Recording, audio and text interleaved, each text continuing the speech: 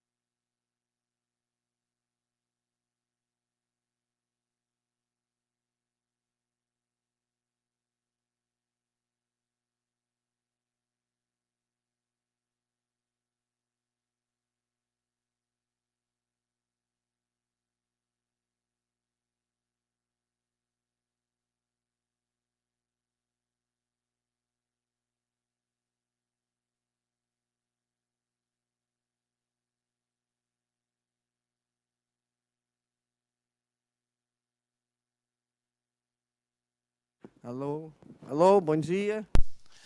So, good morning. Good morning to you all. And it is a joy to start over Green Rio on this second day. And I'd like to invite all of you who are here attending this event for you to attend the Germany-Brazil Bioeconomy Workshop. It's the fourth edition of this. It is a very important edition because it is precisely when we will have presented the chosen projects of the tender that was launched here in 2019. Everybody. Today we're going to have to open the second day of Green Rio, the Brazilian-German Bioeconomy Workshop, working together for a sustainable biomass use. I want to highlight that this event that is partially presential, partially online, is a symbol of resilience of everybody who managed to overcome this horrible pandemic that is frightening us. But the important is that we are here, we don't give up, and we carry on. I would like to welcome Dr. Eva Müller, General Director of BMEL, to give her welcoming too. It's a pleasure, Dr. Eva, to again, a great pleasure. Thank you.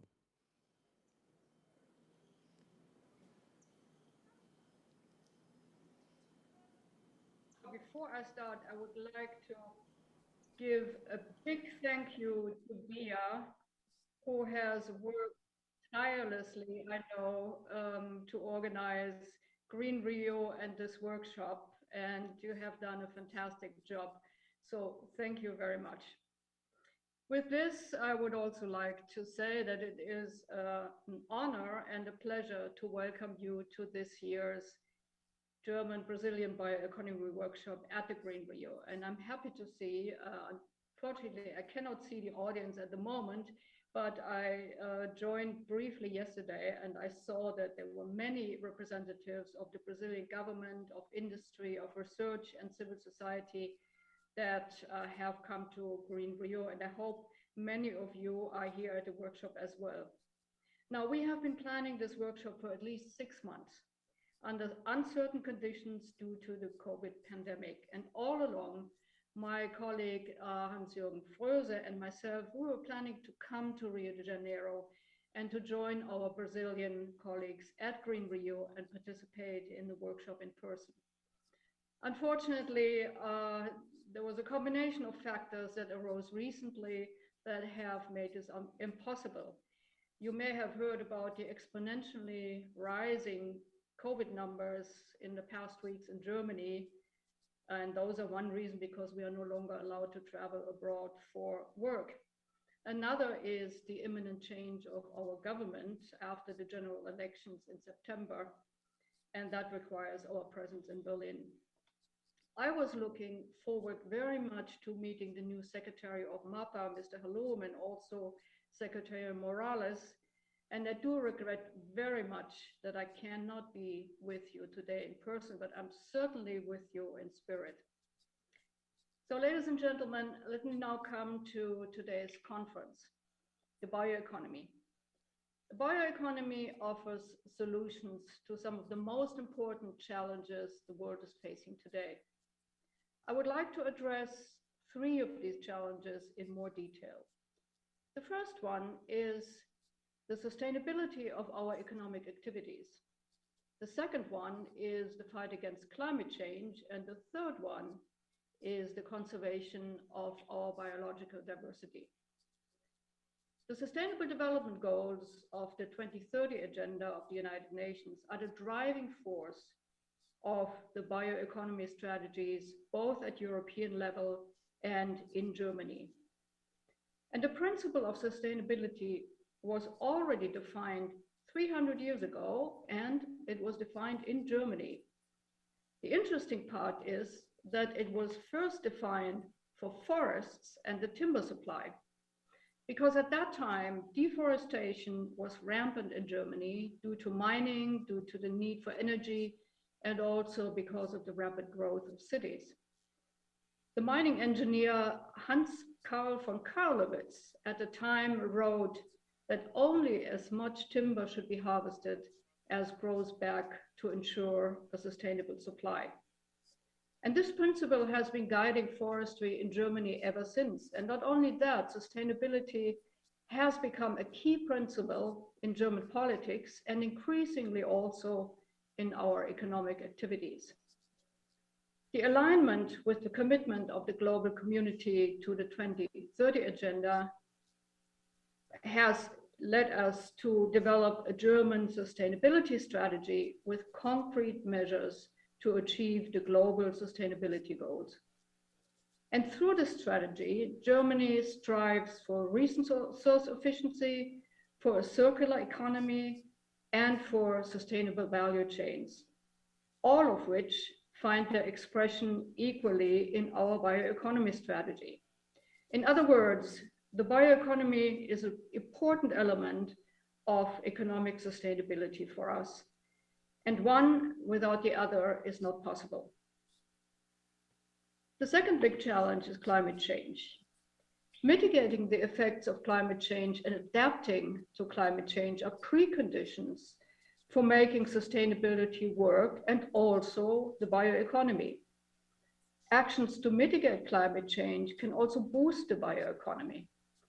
For this reason, the 26th Global Climate Conference that just ended about 2 weeks ago in Glasgow has been of central importance for the sustainable bioeconomy.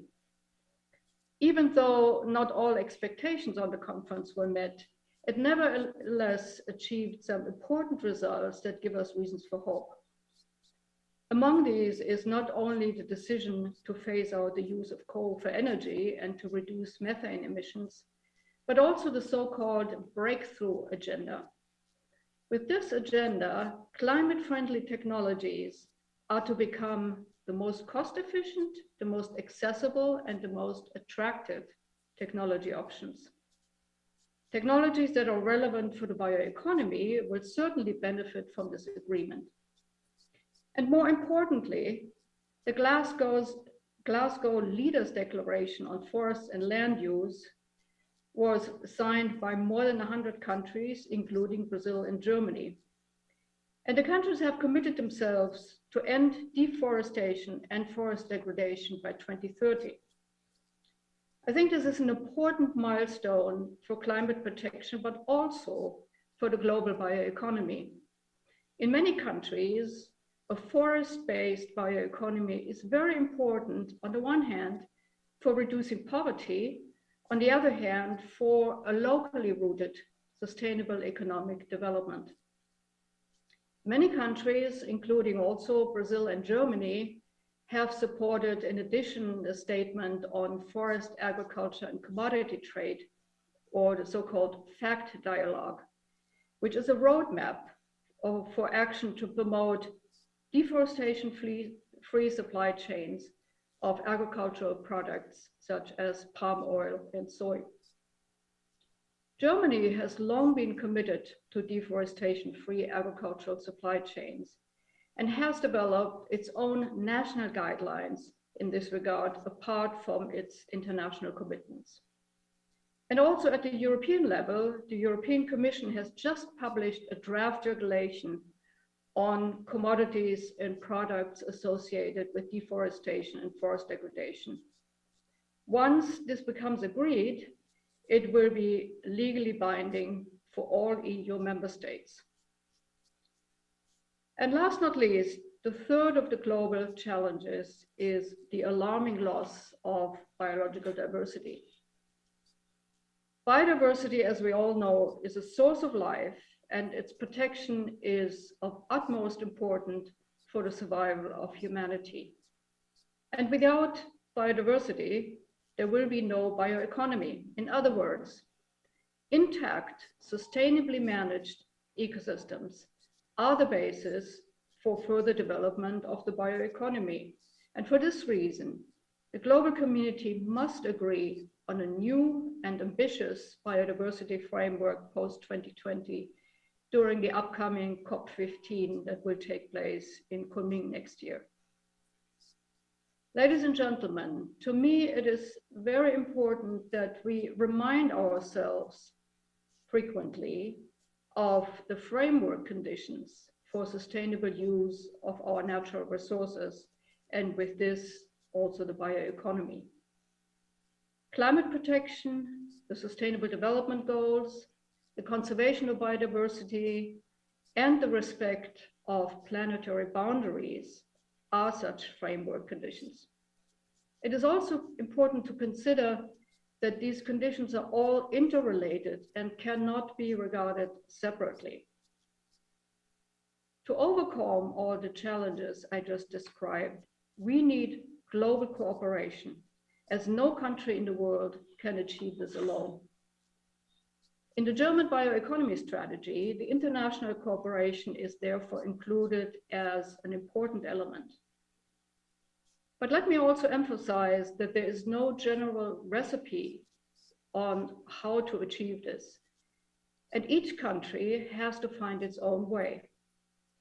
Having said this, I firmly believe that sharing knowledge, experience, and best practices, and conducting joint activities will generate synergies and facilitate this process.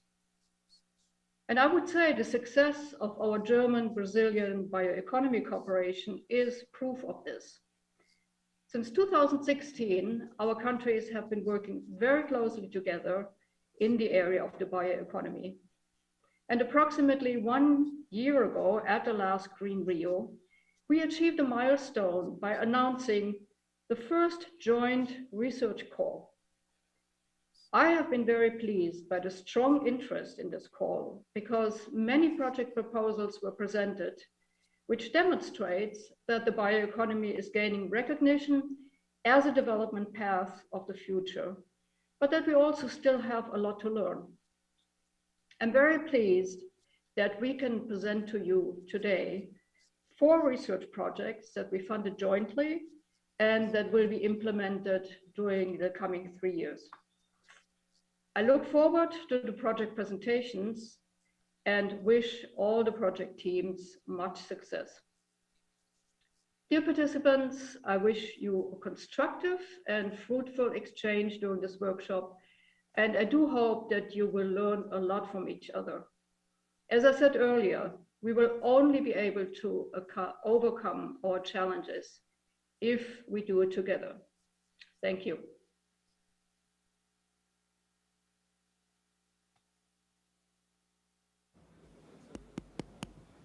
Hello.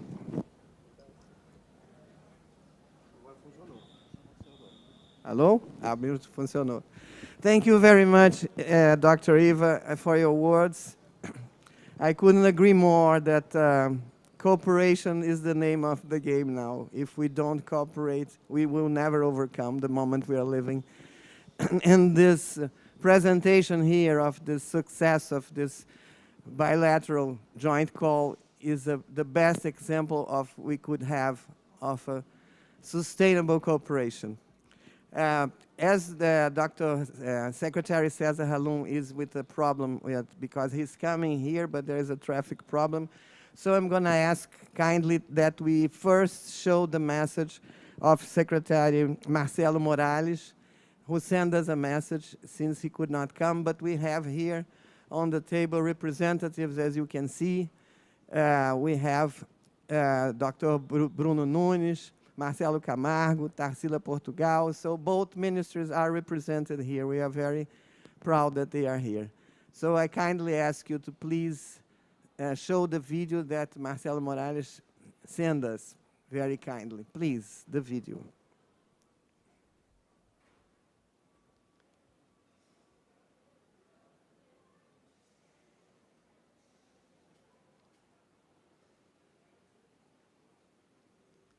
The video is on run. Bom dia a todos e primeiramente. Good morning, all of you. First of all, I'd like to greet Ms. Maria Beatriz Costa, coordinator of Green Rio, and I'd like to greet Dr. Eva Mueller, Director General of the Ministry of Food and Agriculture in Germany, and I would like to greet colleague Cesar Halum, Secretary for Home Farming and Cooperativism of the Brazilian Ministry of Agriculture. I take great pleasure in participating in another edition of Green Reunion, and on behalf of the Ministry of Science, Technology, and Innovation, I'd like to thank the invitation. And this year, in the seminar Brazil, Germany, and Bioeconomy, it is very important that we be mindful of the fact that we might work together to work with biomass. This topic was selected because it reflects the results of the joint call Brazil-Germany in terms of research and development in bioeconomy. The projects that have been selected are now at a contracting stage and will develop sustainable solution for industrial use of biomass. And we will have as well the opportunity to know these projects, which are very important for both countries. This joint call is the first concrete and tangible result of Brazil-Germany cooperation in research and development and bioeconomy, which started in 2016. And we hope that it is only the first in a series of many other examples, allowing both countries to indeed develop joint development and expertise and technology that help us to confront global challenges such as the climate change. Besides, we have in bioeconomy one of the main tools to regain economic growth based on sustainable and circular basis. In addition to these results, we will be able to check some of the advances in the policies for development of bioeconomy in Brazil and Germany. By Brazil, we have the initiatives of MC3 and the Ministry of Agriculture that promote the rational development of our biodiversity, the programs of the productive chain, MSTI. And Brazil is a biodiverse partner to the MAP, and we hope to add value to the products that are based on national biodiversity, thus enhancing the communities that work with the genetic heritage of our biodiversity. Likewise, Germany shall demonstrate how it has been demonstrating its national strategy of bioeconomy as a result of a joint effort between the Ministry of Research and Education and the Agriculture Ministry. It's important to highlight that Germany was one of the first countries to brace up for the challenges and opportunities the bioeconomy would submit to us. This maturity of the subject matter allowed, for example, that both Germany and the European community include bioeconomy in an outstanding position for economic recovery post-COVID through the Green Deal in Europe. This new deal makes it very clear how bioeconomy represents an opportunity for us to rethink our production models, our current production models. Bioeconomy demonstrates that it is possible to have new ways of production that are more sustainable and more adapted to local opportunities and conditions. And it is up to it to promote the transition from fossil fuel to biofuel, from an economy intense in carbon to a low carbon economy. However, for this to become a concrete fact, we will need science, technology, and innovation. It is not possible to make headway in such a complex topic without joint efforts, such as the one that we're witnessing right now in Brazil. Once again, I would like to say how pleased I am to take part in another step of the Brazil-Germany cooperation, and I am sure that we will continue to work jointly towards the sustainability principles that we seek, and may all have a wonderful event. Thank you very much.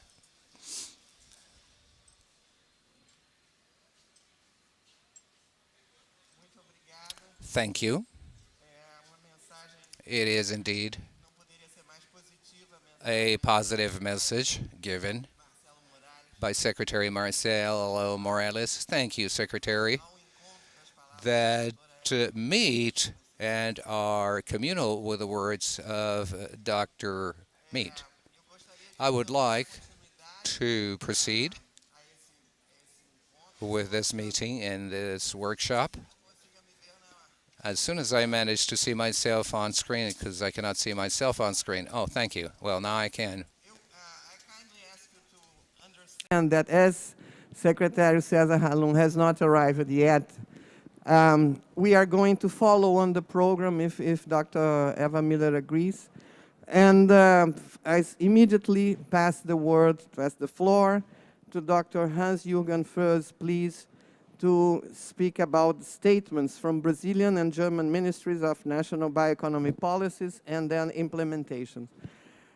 Dr. Froes, please, the floor is yours.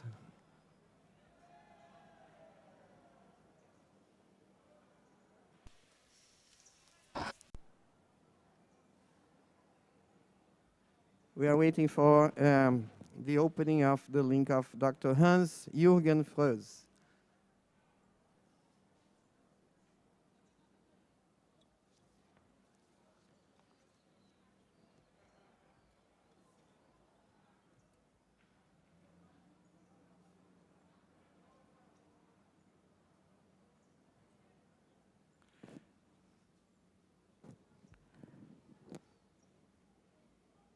There you are. Thank you. So can you see and hear me now? Because it was Yes, a bit yes, difficult we to can end see here. you. It's a pleasure. Okay, sorry. Yeah, thank you very much, and especially thank you, Bia, for the organization of the workshop and all the other co-organizers who helped us to make this possible. As Eva Müller already said, we couldn't come to Rio, but maybe we have the next time, and when we overcome the pandemic crisis, we can do that maybe next year.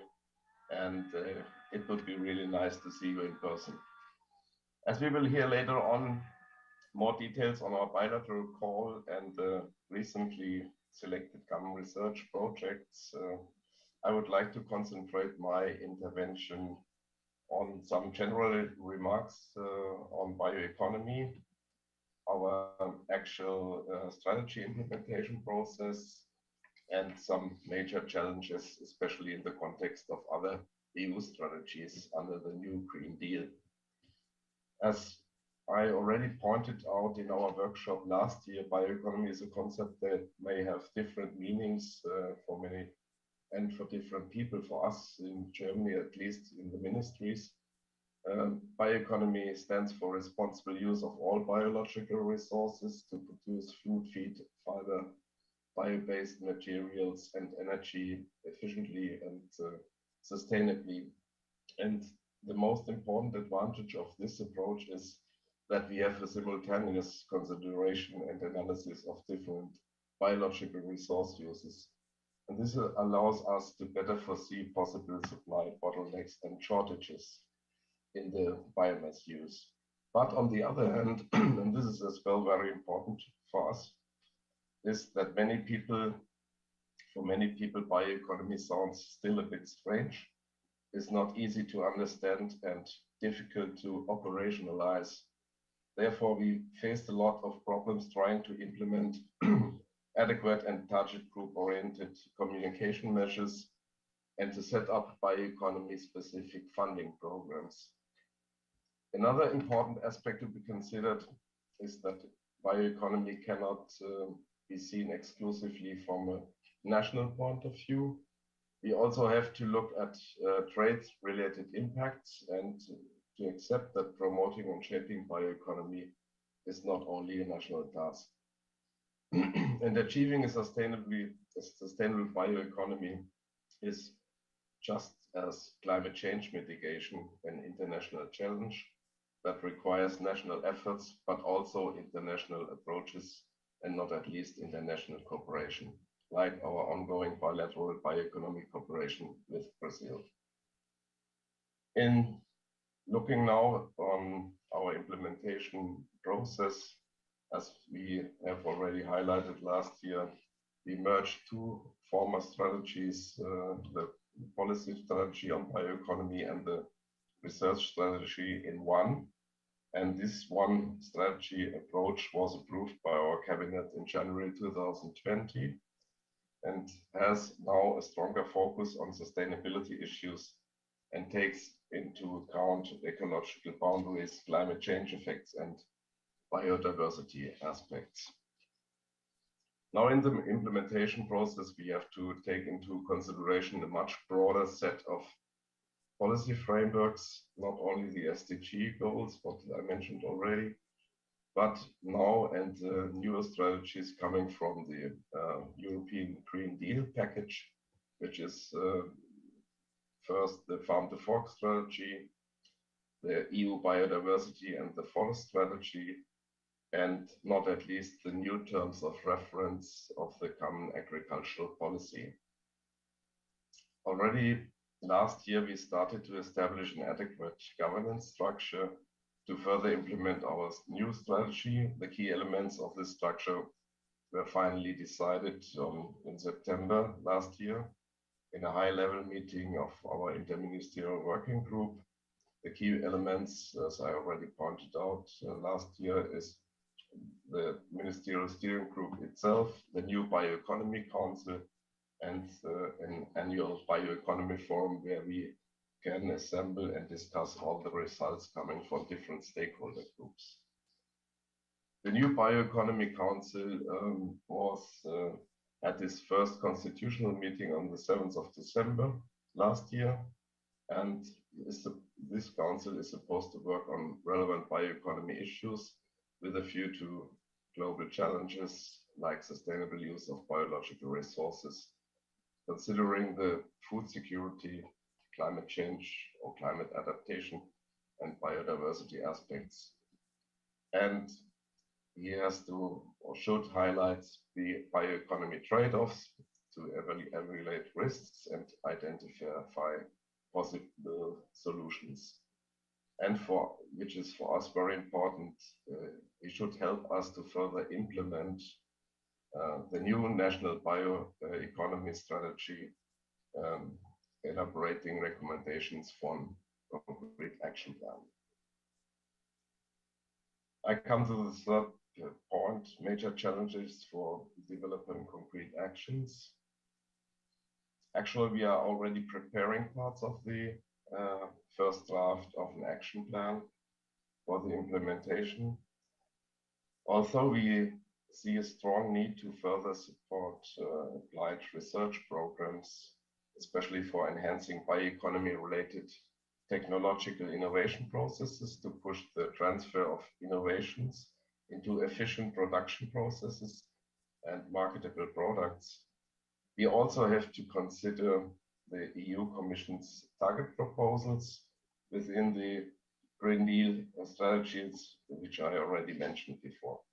For biomass use, the most important are, I will not describe all of them, but only some. One is to reduce by 50% the use and risk of chemical pesticides by 2030, to reduce nutrient losses by at least 50%, reduce fertilizer use by at least 20%, reduce by 50% the sales of antimicrobials for farmed animals and in agricultural systems, and to further develop organic farming to achieve 25% of total farmland under organic farming by 2030. As you maybe know, the national government, the new one in Germany, will achieve a 30% percentage by 2030. And we have a lot of framework conditions as well coming from the CAP. There, at least 25% of the budget for direct agricultural payments will be allocated to eco schemes, and 40% of the common agricultural policy budget will have to be climate relevant, out of which 10% have to be dedicated to biodiversity. All these new policy framework conditions and target proposals will have direct effects on our biomass and use, and therefore as well on our bioeconomy. And in my point of view, these EU target proposals will generate certain trade-offs between resource use and resource protection, especially in the forest sector, where we also want to increase the utilization of wood and other renewable resources in the construction sector to really realize higher carbon captures for reaching our climate protection targets. These and other topics have to be discussed in our ministerial working group, and with the new Bioeconomy Council, from whom we expect scientific advice for the identification and prioritization of concrete measures for our bioeconomy action plan. Parallelly, the Council will initiate a broader participation process with different stakeholders of the society on selected bioeconomy topics. Results of this process, at least parts of it, shall also be highlighted in the coming Bioeconomy Agenda Forum, which is foreseen on the 1st and 2nd June of next year. And we have calculated that the whole process to finalize the action plan could last from now on more or less 1 year. But that means the end of next year or maybe the beginning of 2023. Now we very much depend on the formation of our new government and the political priorities, as well on bioeconomy or bioeconomy related challenges with a view to biodiversity, climate protection, and a more sustainable farming.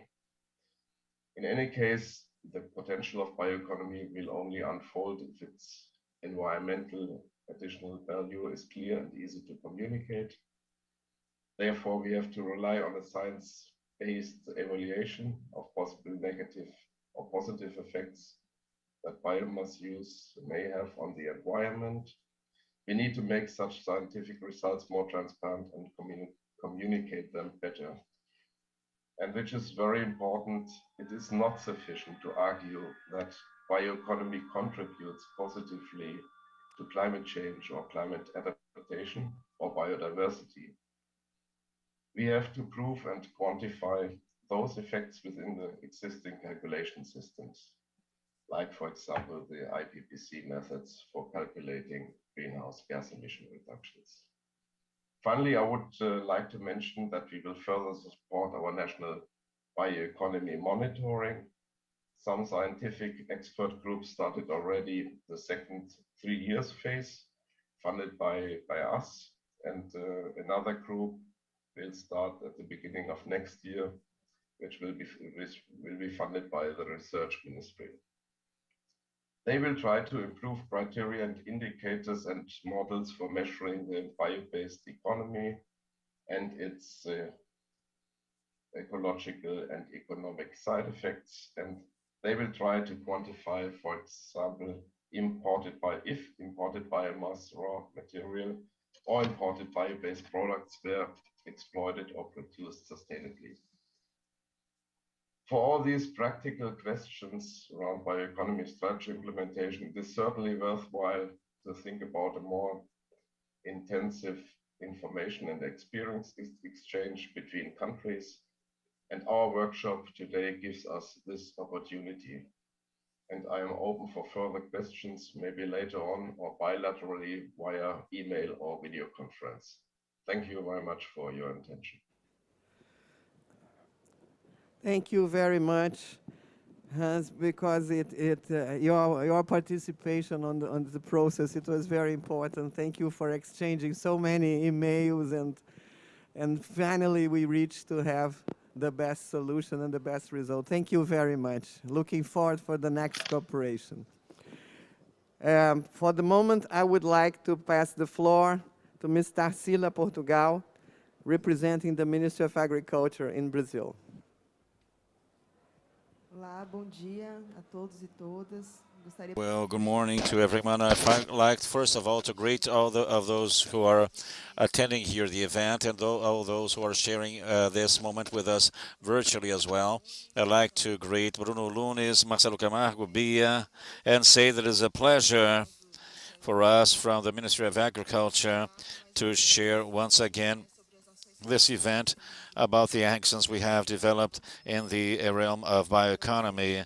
I'd like to share a little about the actions of the Secretariat of Family Agriculture and Cooperativism of the Ministry of Agriculture, and how we have addressed bioeconomy, considering above all family agriculture and traditional agriculture, agriculture of traditional communities.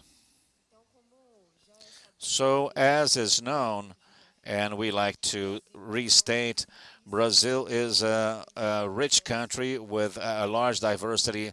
20% of the planet's biodiversity is here. So we have several biomes: Amazon, savanna. We have wetlands. We have the Brazilian nut, which is known all over the world. We have acai. So we really like to stress this rich biodiversity we have. And the economy of our country was always based on natural resources since the beginning of the history of our country.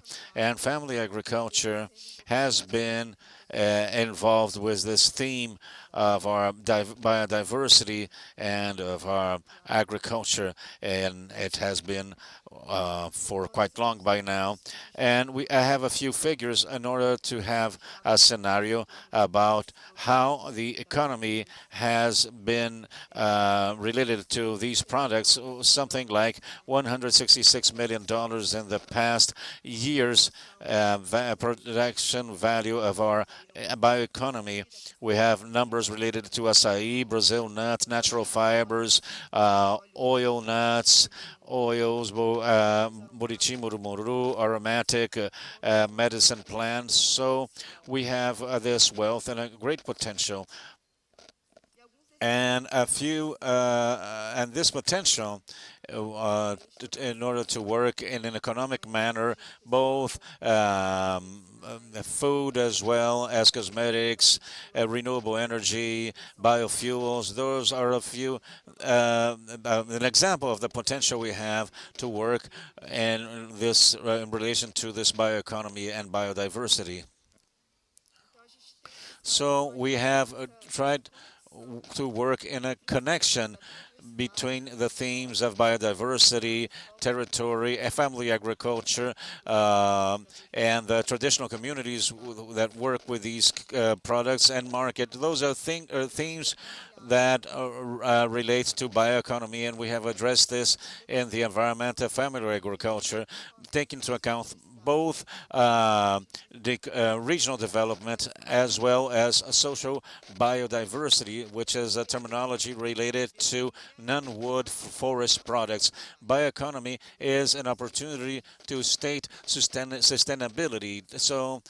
So these production chains, those value chains have been worked already throughout the years, but we see bioeconomy as an opportunity to work on sustainability and in the innovation of these chains. So those are themes related to the concept of bioeconomy, which we consider essential, which are in technological innovation, so technological solutions for these chains. That many times they have precarious realities. The market is essential.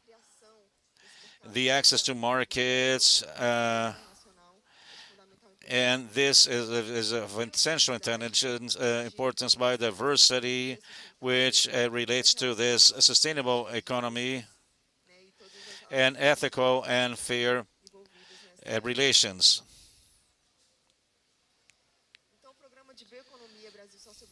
So the program,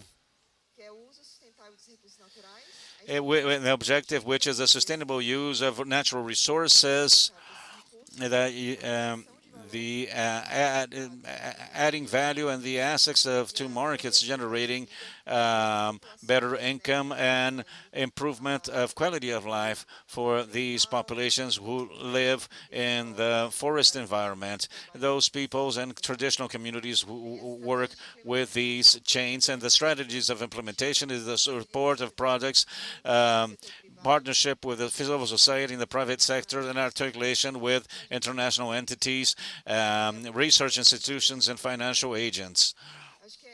I think it is important for us to remember, because it is a new program which was launched in 2019, and we already had an opportunity to present it on other occasions, but we are willing to share the program, when it has theme axis related to the productive structuring of chains, the sustainable extractivism, non-wood forest products, taking a look at all of the value chain, and medicine and aromatic plants, which are other chains which involve both forest products as well as cultivated, cultured projects, farmed products, and the trajectories of sustainability, showing ever more the valuation of this social biodiversity on a territorial level, promoting an exchange between the urban and rural communities, and this will involve gastronomy, tourism, in order to value this biodiversity in our territory. We also have a theme axis related to the traditional agricultural systems in a partnership with FAO and IFAM. Taking part in a FAO program, we presented the first candidacy to be recognized, for it to be recognized as a traditional system in 2020. And we have this.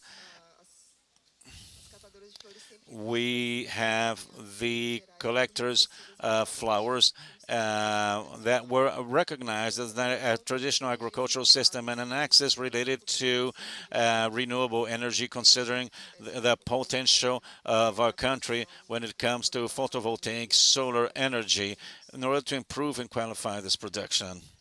So I'll show you a little what is in progress, the results, the outcomes, and I'd like first to remark the cooperation between Brazil and Germany. And one of the and we have a cooperation with the German agency GIZ called Bioeconomy and Value Chain, taking a look at the chains of sustainable development. Brazil, nut, açaí, the oil plants, and also a partnership. And today we're here to talk about the public call that was launched last year related to projects for using biomass and medicine plants. And the Ministry of Agriculture was a partner in this, along with the Ministry of Science and Technology and FINAP. So we are going to support with resources these projects that were chosen at the public bid, public call, and we're present here to talk about this call, about this tender. Another result, as I said before, are the traditional agricultural systems, and this was the presentation on the collectors of Sempre Vivas, the flowers in Minas Gerais, which was recognized by FAO as a traditional agricultural system, and have been working in order to work on the dynamic conservation of this agrobiodiversity. Another axis of work which has been strong is that of related to medicine plants. So we are working in terms of production arrangements for commercializing also essential oils, with as a partnership with the University of Santa Cruz do Sul related to the chains of essential oils, and also an important partnership with Fiocruz, where we mapped 26 value chains related to medicine plants, and we're working in the sense of qualifying and structuring those chains and promoting our access to the market. And another point was the launching of the credit line for bioeconomy, which is related to investment to family agriculture production systems. It is an important policy for providing credit, and last year we started to have another credit line related to bioeconomy, related to these biodiversity chains. So we have also worked in a partnership with the government of the state of Amazonas, always also supporting the Pirarucu production chains and Guaraná production and Brazil nuts chains. We have a partnership with Embrapa, which is the Brazilian company for agricultural research, and with projects for the transference of technology in order to qualify those chains. So there are several chains supported, because Brazil, Nat, Açaí, Pirarucu, Vanilla, Piaçava, those are a few of those chains that we have supported by means of this partnership with Embrapa. And last year, we also launched a request for a proposal for inter-municipal consortiums for strengthening social biodiversity, productive structuring, and territorial valuation of these chains. So we support projects in the states of Bahia, Minas Gerais, Rio de Janeiro, Rio Grande do Sul, Santa Catarina. And here, the panorama of this, which is a recent program, and we already have important results to share related to the years 2019, 2020. We had 15 projects that were supported, providing benefit to 15,000 families. We had a recent line, and we already had 1,377 accesses, adding up to 88.9 million real. We have worked in the sense of widening this access, so farmers really have access to this funding and to this improvement of their production. And there were also 10,870 farmers benefited by the policy of promoting minimum price. It is important policy for subsidizing the extraction chains that might not reach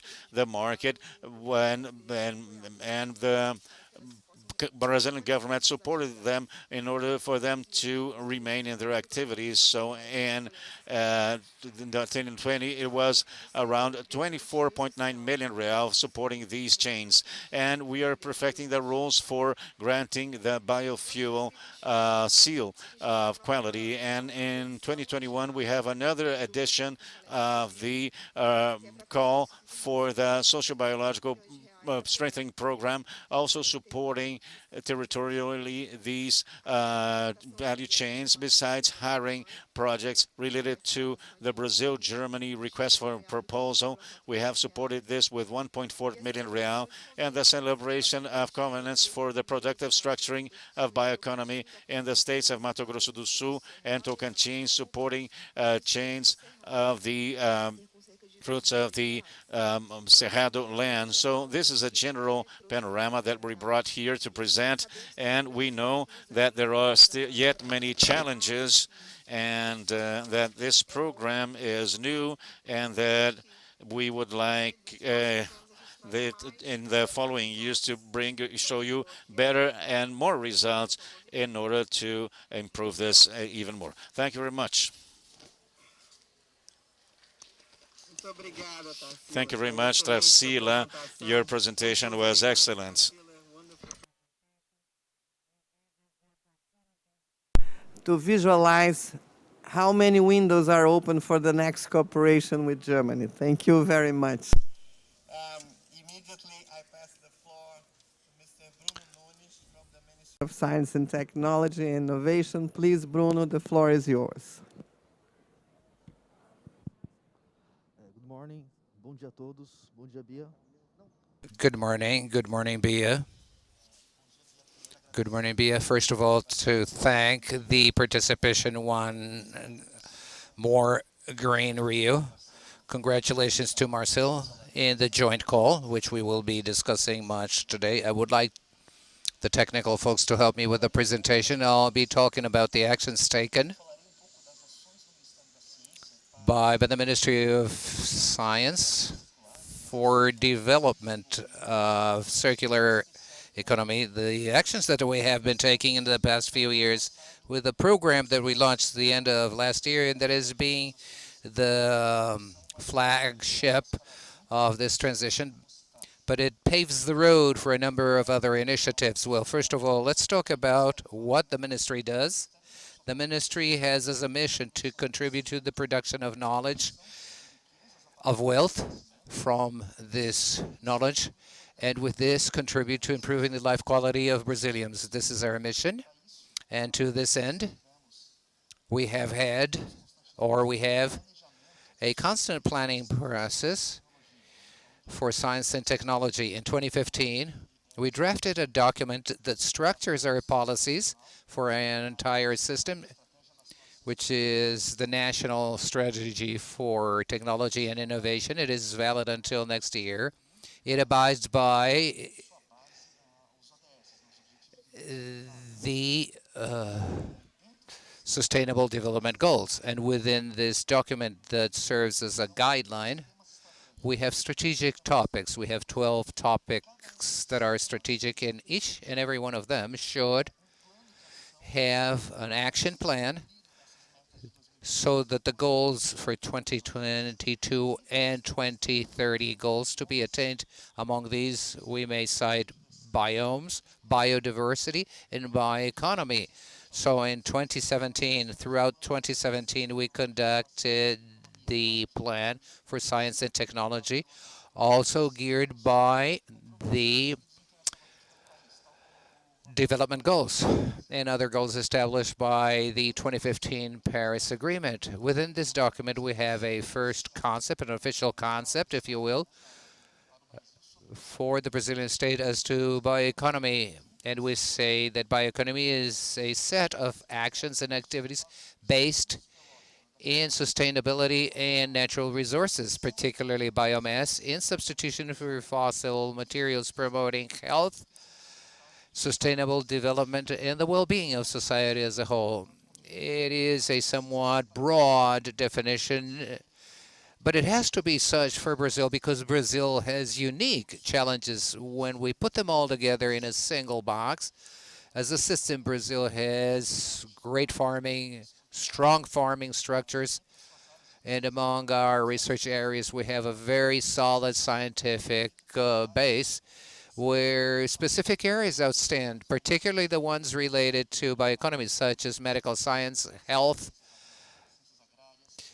agrarian sciences, biological sciences, which are the ones through which we produce more and through which we need more for development of bioeconomy. And after all of this time, between 2019 and 2020, we started another project that brought about opportunities for bioeconomy and provided us with a broader view for the concept. As a concept within Brazil, this led us to the opportunity to encompass more opportunities for Brazil under the concept that bioeconomy encompasses any process that derives from biological products. All of those geared for efficient solutions for use of these biological resources, always focusing on new productive development models so that we depart from a carbon-intense economy and a fossil-dependent economy to a more biological, more sustainable, more circular model.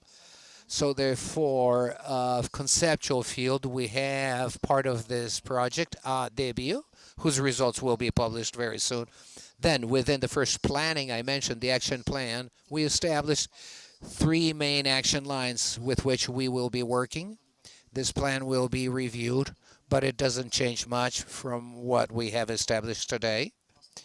So we have technologies for the development of biomass, for the processing of this biomass, and the development of bioproducts and new uses for these bioproducts and biomaterial and biocomposites, so that we may have all of this, so that we may have these guidelines that nowadays, based on the ODBU project, may be seen as technologies geared towards biotechnology, agricultural, and industrial biomanufacture. So to support this, we need institutional tools. The first one that we note is that we need an intelligence center for bioeconomy in Brazil.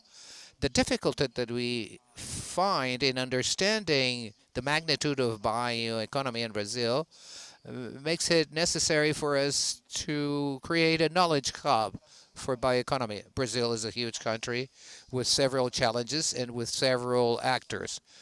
But here on the table we have two ministries, but we mentioned the Ministry of Mining, the Ministry of Certain Actions.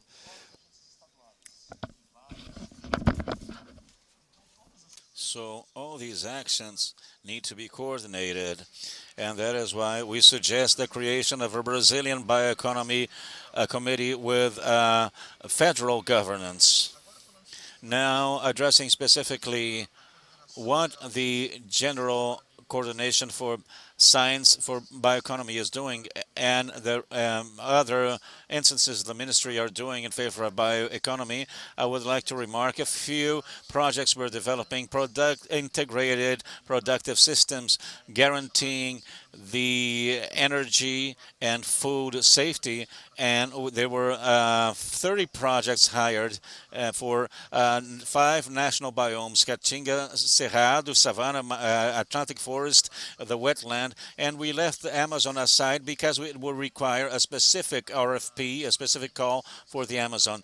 These calls will lead to inputs that will guide us regarding the development of specific programs for productive systems. Another program we have is a platform for management of knowledge in food safety and nutrition safety.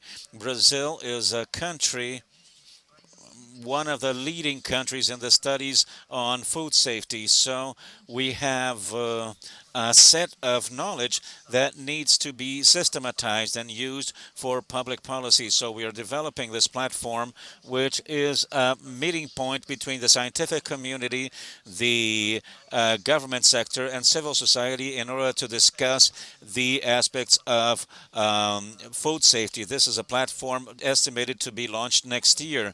And we have the productive chains program that will address, and we have an interesting initiative regarding pollinizers, and we also have an RFP from 2017, and we'll have another one this year on pollinizer, the study of pollinizers, and this is to become an action, permanent action program in the ministry, considering the importance of the theme ever more important.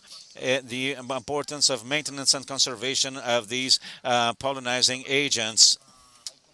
We also work with circular economy and also tools for managing this life cycle of the bioeconomy. This is something that helps us to think better about bioeconomy, particularly the ODB. It's like a forum for discussions for us to understand bioeconomy and what we should do. Other instances in the ministry also work with bioenergy, more specifically biofuels, and with solutions based in nature. These jobs are developed in cooperation with us, and what we intend within the next programs is to gear them towards science, technology, and biorefineries, food of the future, functional food, alternative protein, and a long list of products devoted for renewable chemical products. Chemical products produced from biomass from renewable sources. And so now, talking specifically about these programs of bioeconomy, this is a program that uses science and technology to fill in the gaps or bottlenecks, technological bottlenecks that may exist in production chains in Brazil. We therefore intend to enhance or else help the production of production chain. The idea is to add value to this biodiversity, and mainly that this added value stays, most of its part, within the communities that work with this biodiversity. It is to develop the technologies, the solutions with and for the communities, and so therefore aiming at lifestyle, environmental protection, and sustainable development, new products, new materials, and even new services. And within this case, we have 3 pilots. It is a project that was launched in October last year, and now we retained the services of 3 pilot projects that gave us the basis for several guidelines and criteria that would be adopted subsequently. And so therefore we contacted Isai Cupuaçu project, another one a Piraru project, these two chains in the Amazon, and a third chain in Caatinga, which is Oricuri. Here a bit of what we intend. Well, we intend to encompass all national biomes, including the marine biomes. We want to work with marine biodiversity. We know of the enormous biodiversity that we have with micro and macro seaweed and with other items of interest with which we can work. And one of the purposes of the project, as I mentioned, is to use science and technology to solve bottlenecks and gaps, knowledge gaps, and to use these opportunities that the Brazilian biodiversity opportunities provide us, add value to our biodiversity, aid us in accessing markets, aid the communities to access the markets, and also aiding them in terms of securing certifications, the development of products, processes, and technologies based on biodiversity, and mainly to do so on a circular basis. You will see some of the projects that are concerned with the economic circularity, using the residue or else the byproducts of this chain as raw material for the chain itself or for other chains, always focusing on sustainability. This is a very interesting program based on a model that we intend to adopt for all other programs under our responsibility. We test a concept, we retain these pilot projects, and based on them we understand the guidelines and the criteria that are to be applied to the program. And so therefore, based on these three projects, we realized what we really wanted. And with this, we created a managing committee within the ministry with our incentive agency and important parts and departments of our ministry. And we established certain eligibility criteria, that is to say, the minimum requirements to belong to productive chains. We have to know what the social, economic, and environmental impacts. The project should ensure the sustainability of the community and the project. It should promote science and technology and institutional arrangement that ensure its own sustainability. And based on these eligibility criteria, we may create selection criteria. Once we go through the initial screening, we may rank these projects for future calls, or even, if needed, in case we need a project or to order a specific project to solve a specific bottleneck. So in the case of the selection criteria, we have to consider the impacts socially, economically, and within sustainability we see the valuing of social diversity, economic circularity, value of capital and of natural capital, and the adherence of these capital initiatives to the ODS. We see how we may produce new bioproducts, bioinputs, and biomaterials, and the adding of value that goes through the adding of science and technology. And lastly, the institutional part, the continuity, the partnerships contracted, and all of the arrangements. How solid are the institutional arrangements designated for the project? Here you have an overview, a map actually, of where are these three projects that we contracted. Altogether, they add 5.56 million reais, about $1 million.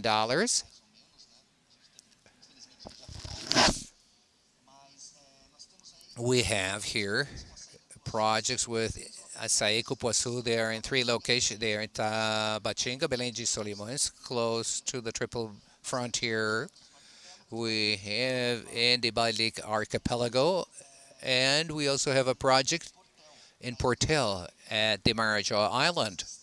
The distances, when we talk about the Amazon, the distances between these projects is of over 1,500 kilometers. So we're talking about a kind of environment that is completely different from one another. We are endeavoring, therefore, to analyze further the composition of açaí produced in these different regions. And the purpose is to solve certain serious problems that they have, which is conservation and loss. Acai loses almost 50% of its harvest until it reaches the end consumer. And this happens because of the logistics of the area, because you do not have preservation systems and transportation system. We elected to dehydrate this food, but not through lyophilization, but rather through dry processes with renewable energies that we do. We heat a film made, or a layer made from acai pulp, and we dehydrate this pulp, and we crush it and we grind it all with renewable energy, solar energy and bioenergy that comes from the seed of acai that we have just peeled off. And so therefore it tends to be as circular as possible and as sustainable as possible. And so therefore the idea is to make this dehydrating of acai at the sites. We will validate the systems, and we have other ministries that are interested in securing this technology and this equipment that is being generated as integration routes. We will also be working with the Pirarucu fish, a project that has already been contracted with the Mamidala Institute, which is a social organization linked to the Science and Technology Ministry, for the construction of a floating freezing unit. It is a certified structure. It has been certified by the Ministry of Agriculture, Livestock, and Food Supply. It is a product that addresses all the requirements at sanitary and hygiene level. This will add value because the product is not left just for local consumption. There's safety and there's a certification. And it will be traded in the state and outside the state and even outside Brazil. And lastly, we have the Liquidity Chain, where we study the oil that comes from the seed and its bioactive principles. We have concrete results of these studies.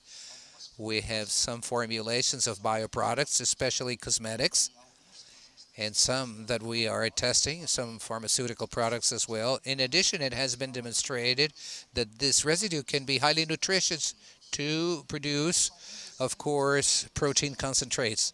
It's important to mention all of these. We make sort of good practice booklets to distribute among the communities by listening to these communities, working with the communities. This is the focal point of this project.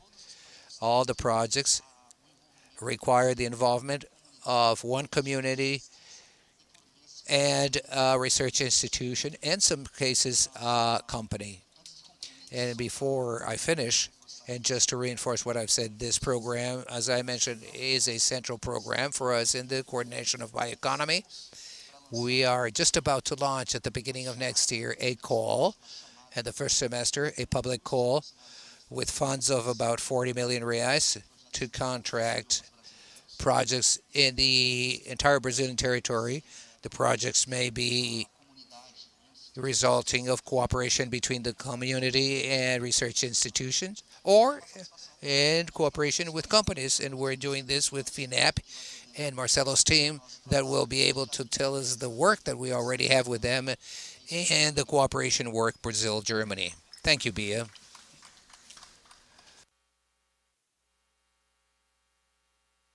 Wonderful. Hello. Okay. Wonderful. Thank you very much, Bruno. Good news that we are what's going to happen next year.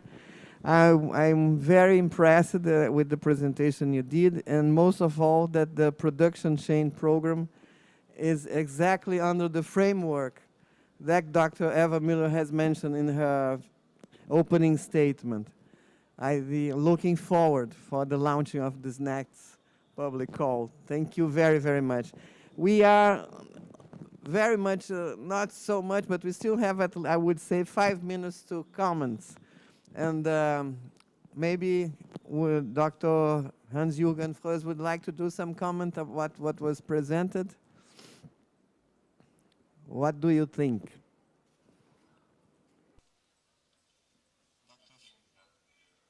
The other presentations will give us a lot of ideas for the next calls probably, but this will what could be discussed in the next steering group meeting in the beginning maybe of the next year with Bruno and others. I don't know who will replace Marco Pavarino in the group, but we need somebody at least from the MAPA side as well in the steering group. And then we can see it as well together with the proposals we had already from Natal. Thank you. Okay. For the moment, who is replacing Marco Pavarino? It's exactly Ms. Tarcilla Portugal, who is here. But I don't want to interfere officially, but for the moment, she's doing a very good work here. We're very proud to have Tarcilla with us for the moment. Okay, thank you very much. Bruno, would you like to do some comment about the next steps? Bem, Yes, indeed. We already have a job that started in 2016 in the Brazil-Germany cooperation system. We have the definition of some of the main topics, that we have listed as a priority. We have 5 topics, 2 of which we already addressed in this first call. And I hope that within the next meeting of the steering committee, we may learn the lessons or discuss the lessons learned and what we may do for the next joint call. And we have already some of the topics that we will be addressed.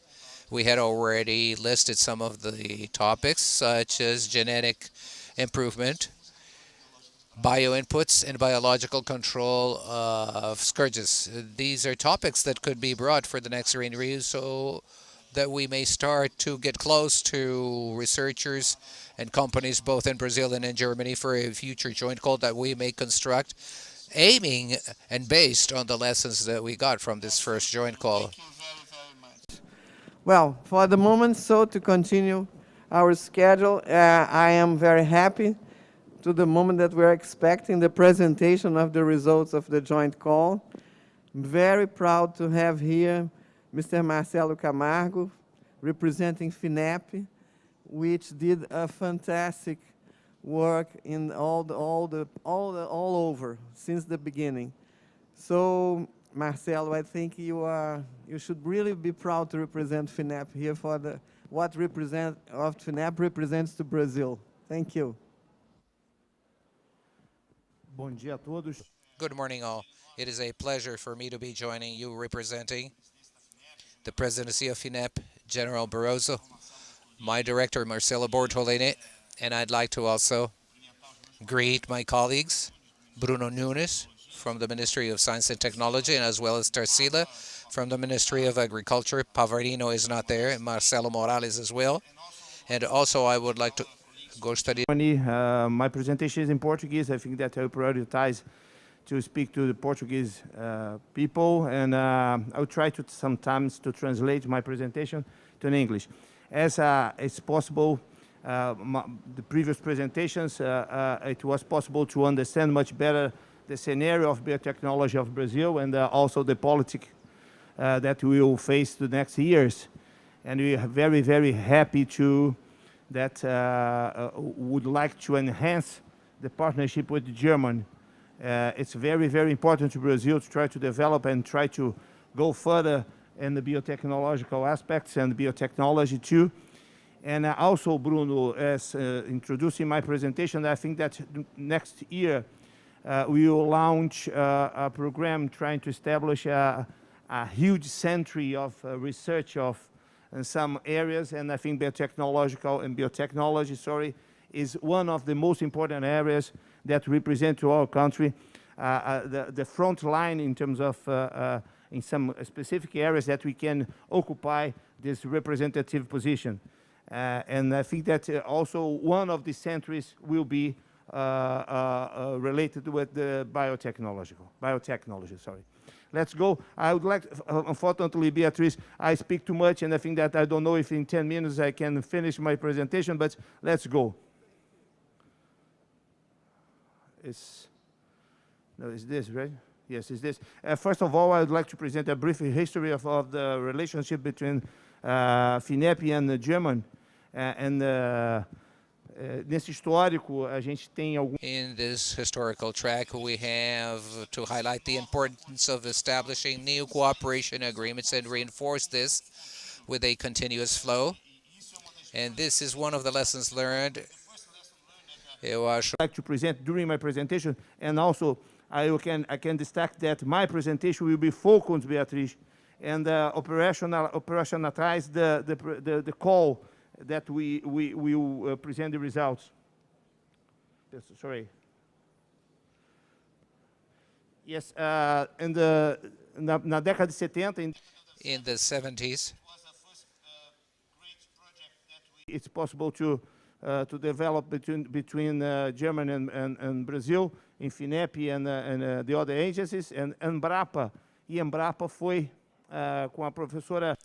And Embrapa was with Joanna Lisbeth in fundamental researches that Brazil developed in developing the pro-alcohol program. Brazil was a pioneer in the issue of pro-alcohol in the world, and we occupied a leading position in terms of alternative energy solutions in 2006. We have other cooperation between FINEP and DFG. Nós tivemos a primeira assinatura da. The first cooperation between F and FG. You may see that we may have a sort of a joint. We have to diminish these separations or gaps. The second lesson is the importance.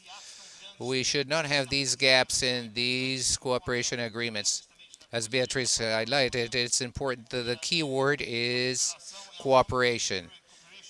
The game, right? I think that we cannot have these great periods without doing anything together. And in 2018, in 2018, tivemos a Green Rio, mas infelizmente neste evento, ou felizmente, perdão, foi possível estabelecer uma cooperação mais sólida entre os dois países. Estamos pensando agora, portanto, em outros programas para avançar as nossas ideias. Em 2019, nós tivemos um memorando de entendimento. In 2019, we signed the MOU between the agencies, and fortunately, it was possible to establish the basis of the call. E aí eu gostaria de falar algumas coisas em relação, são muito importantes, né? Porque numa questão, numa visão geral, então, do que a gente enfrentou. Volto a dizer aqui na questão, durante a minha apresentação, eu vou falar das lições aprendidas. Uma grande lição que a gente teve, Bruno, que a gente precisa realmente concentrar nossos esforços, é a questão das diferenças de legislações. One very, very important point that we must try to concentrate our attention is the difference between the legislations between the two countries, right? I know that for our colleagues from Germany, grant is grant all the time, right? But to ourselves, for instance, grant is not the grant all the time. We must try to distinguish between enterprises and ICTs and and other institutions. If you need to give money to enterprise, we must follow some legislation. And if you need to give money from universities and ICTs, for instance, you must try to follow other legislations. This, to ourselves, is a very, very important point that we must try to solve this trouble. Because, for instance, in our country, it was necessary to launch two calls in the same program, right? Então, no nosso caso aqui na cooperação internacional, nós tivemos diversas reuniões, and it was necessary to do a lot of meetings between the two groups, try to understand much better how we will deal with these differences. E fizemos reuniões de aproximação, e definições das chamadas, definição específica. The specific definition of the theme areas is to define the thematic areas is also a great challenge to us, because we must try to call the attention from the European countries, for instance, and also especially Germany, try to harmonize the interests. This is also a very, very important lesson learned, because, for instance, in our perspective, we think that some area is important, but from our colleagues from Germany, sometimes it's not. And then this discussion previously is very, very important to do, to the success of the call. And then in October of 2020, then it was, we have the expectation to launch and to present the results of the call. Unfortunately, and then it was not, this did not happen, it didn't happen, because unfortunately we had the COVID. And COVID postponed all the chronogram. And then this is also a great difficulty to us. It's difficult, unfortunately, we are not with our colleagues from Germany here. And this is this distance between the groups and the difficulties that we faced, and sometimes with the COVID and the lockdown. Unfortunately, you have some very important late in the results of the call.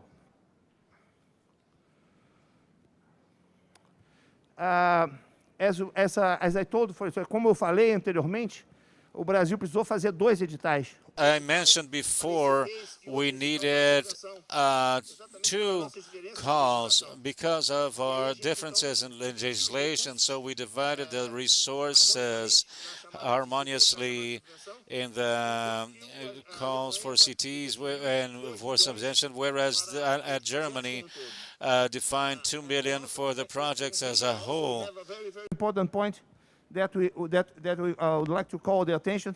That is about the difference between the currencies and the exchange rates. The difference between the currency and the exchange rates, deviate also the budgets in terms of comparison to these 2 countries. For instance, at the time that was signed the agreement, it quite related between the amount of money that the 2 countries will set in this calls. But at the time passed, unfortunately, this exchange rate was very, very terrible to ourselves. And unfortunately of this, the result of this is that we cannot hire so many projects that would like to hire from this call. And unfortunately, at the final of my presentation, we just contracted just 4 projects, and we have a lot of good projects in this same call. And this also that I would like to point out, in this kind of agreement, Bruno, it's possible. I think that we must work very hard, try to establish some method and some methodology that we can, during 1 year, for instance, try to integrate the other good projects to this, not to lose them, because we had too much effort to do the call, to harmonize the things, to select, to combine and to match between Germany and Brazil. How was the good projects that must be selected? Enough, unfortunately, at the end, just only 4 projects was hired. And then we have, for instance, around 30 good projects that could be hired, right? Then I will not repeat, this is the objective of the call. As my dear colleague told, we focus in biomass and also aromatic and medicine plants. Then we divided in 2 areas. Unfortunately, again, I must highlight this. We must divide in 2 calls. This was a complication to ourselves. In our country, we established that if an enterprise would like to submit to our call, it was necessary to put a counterpart in terms of money. Then we set the amount of counterpart based on the revenue, the gross revenue that annually. Then this was some of the activities that we can support. The money that must be oriented to this in our calls. This was a chronogram, right? Then, as I told, too much phases, right? And as we can see that we have too much trouble, especially because we need to answer the questions to our institutions and enterprise too. Beatriz, for instance, as we can see, there is a phase 3, a etapa 3. poucos observaram no edital. Not many saw in the call that there was a phase 3, and this phase 3 would define specifically the car projects will only be hired if there was an agreement between Brazil and Germany. It wouldn't be enough for INEP to approve the projects and for the projects to be hired. It would be necessary to have this harmonization and this combination of interests, matching of interests between Brazil and Germany. We suffered too much, dear colleagues from Germany, that to answer the questions at the end, because a lot of institutions and enterprises asked us, oh, why we are not be hired, for instance, because we have grades, and then they thought that they will be hired at the end. But because they didn't pay attention to our call that there was a phase. In this phase decided that based on the interest in Germany aspects and Brazilian aspects too, just these projects will be hired.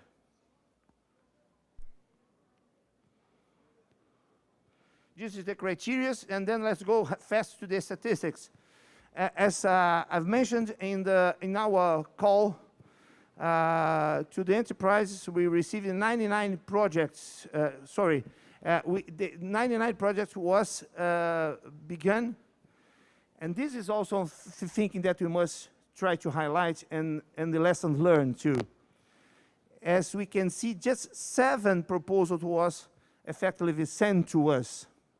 This is too low for to ourselves and to understand. For instance, why 99 proposals was beginning and just only 7 was sent. And then I think that we must try to work hard to try to understand much better this and try to sometimes to ask questions and try to answer questions to the interesting too, and because to ourselves it was bad. And to the other call, related to the ICTs, the institutions, the academic institutions, then 180 proposals was begun, and just 40 proposals was sent to us. But it is not a bad, but it was a good number. At the end, then it was 7 projects, right, based on these 2 areas.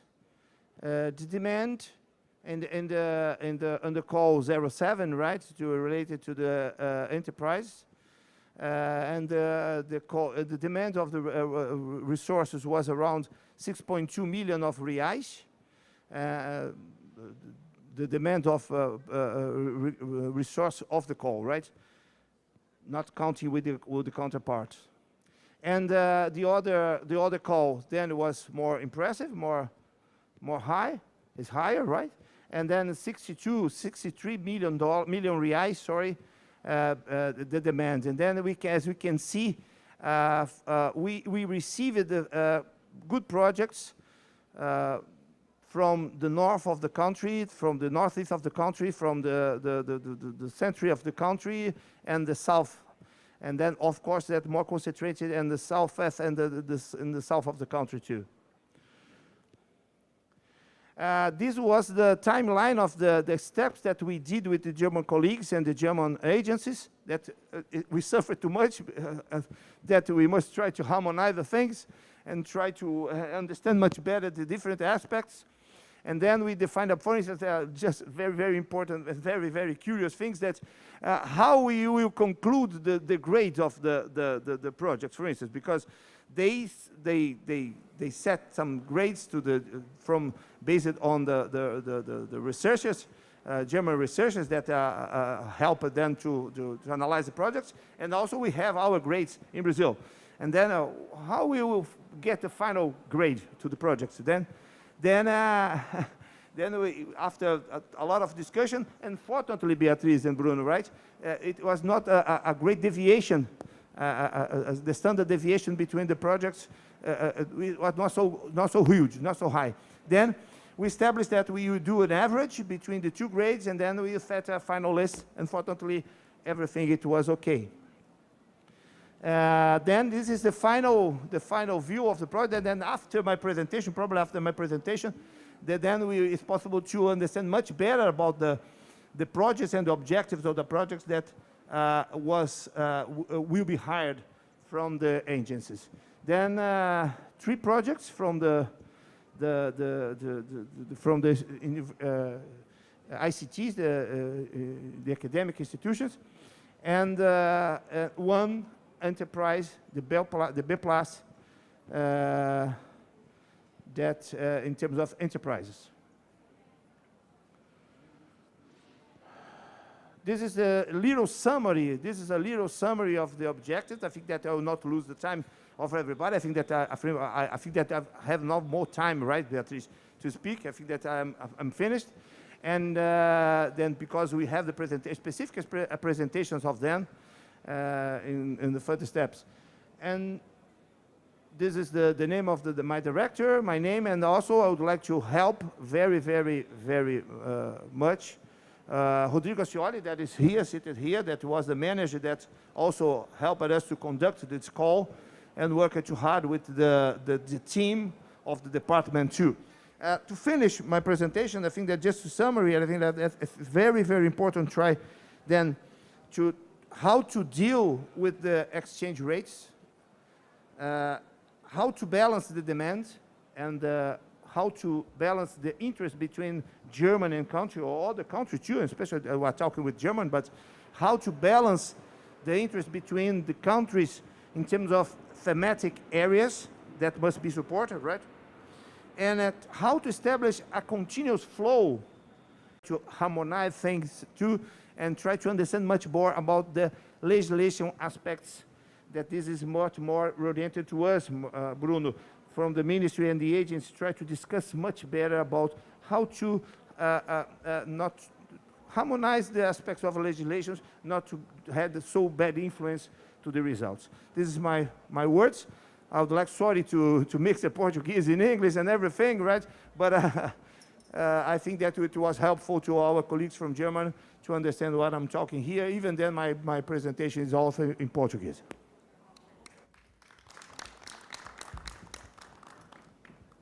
Thank you very much, Marcelo. I think it was very important what you showed regarding the problems that you felt with the legislation. I think this is a big challenge indeed.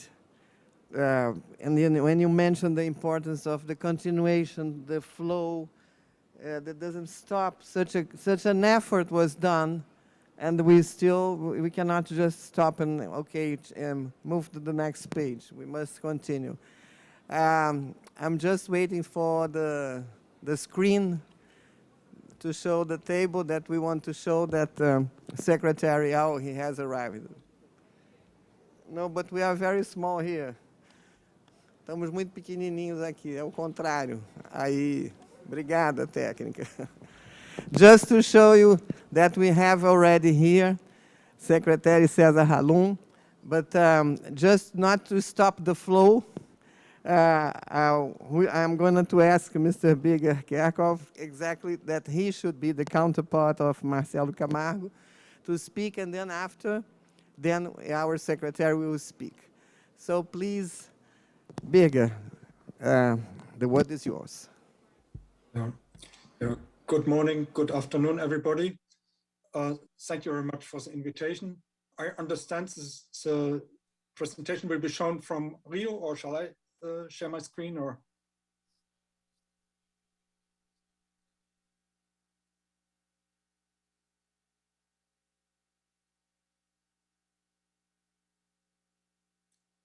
whatever you prefer.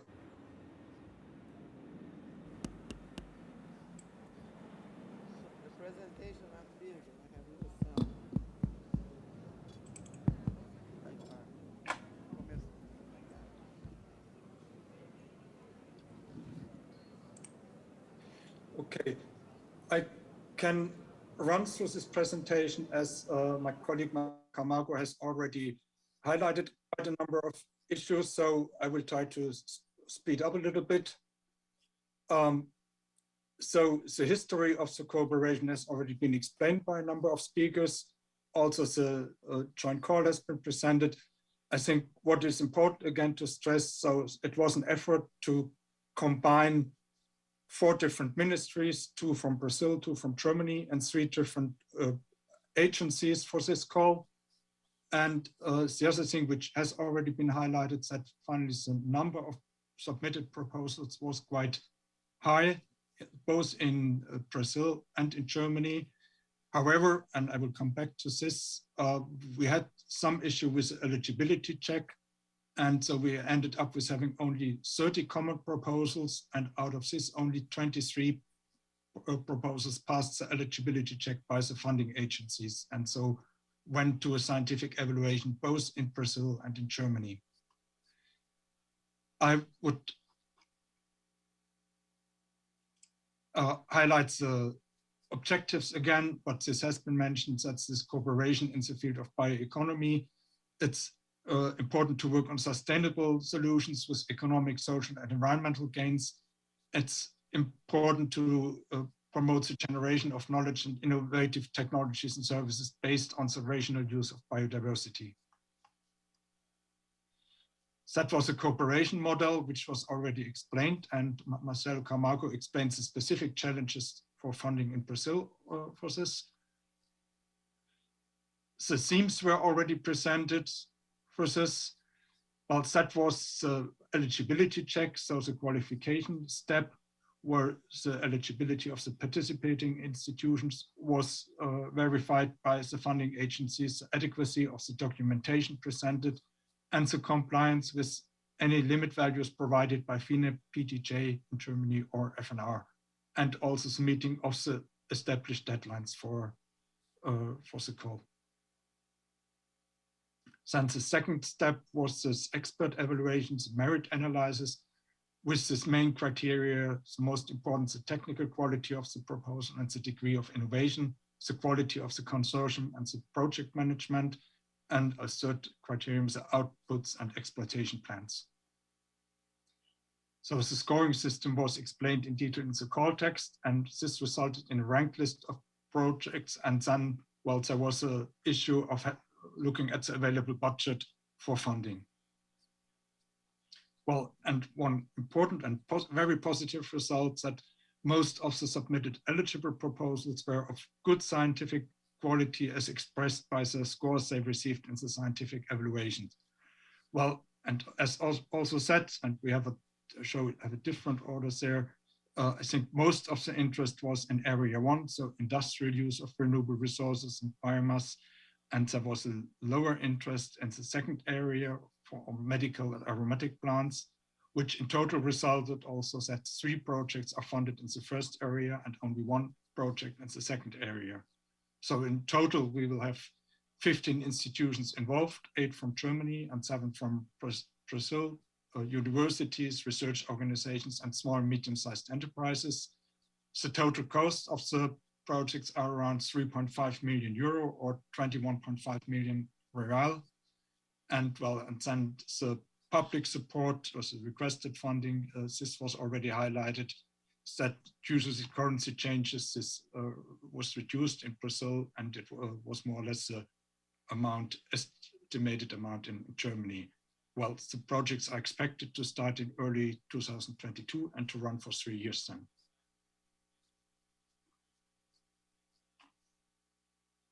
So that are the 4 projects, and after this welcome by Secretary Halum, you will learn more about these projects in detail. And so I won't touch this right now. Then a final important point, and Marcelo Camargo already has touched this, the lessons learned. Well, we learned that we still can, well, we have communicated a lot between Brazil and Germany and between the different partners, but there's still a need to better communicate, to understand and to document the national time plans, the priorities and the necessities beforehand. We also have unfortunately had to learn that the practicalities of communications are not this easy. So we have still to improve on finding reliable and convenient ways of communications. And COVID-19 hasn't made this easier, I have to say. Then one idea for the future to have one central submission platform for one joint proposal. So this could be more effective and it could make less work for the and confusion for the applicants. So one joint proposal, both for the Brazilian and the German side, versus the individual parts and contributions of the Brazilian partners and German partners are described in detail then. Then one comment we received from the experts that they felt that a number of times still a better description of the proposal contents would be helpful. And also they made recommendations that the exploitation plans in Brazil and in Germany could be outlined in more detail and more clearly there. Well, and then the last lesson learned is, but that's a decision up to the ministries involved, if possible. So the budgets should be increased in the future call, as there was a number of projects with very good scores, which unfortunately could not be funded in the end. That's the end of my presentation. Thank you very much for your attention.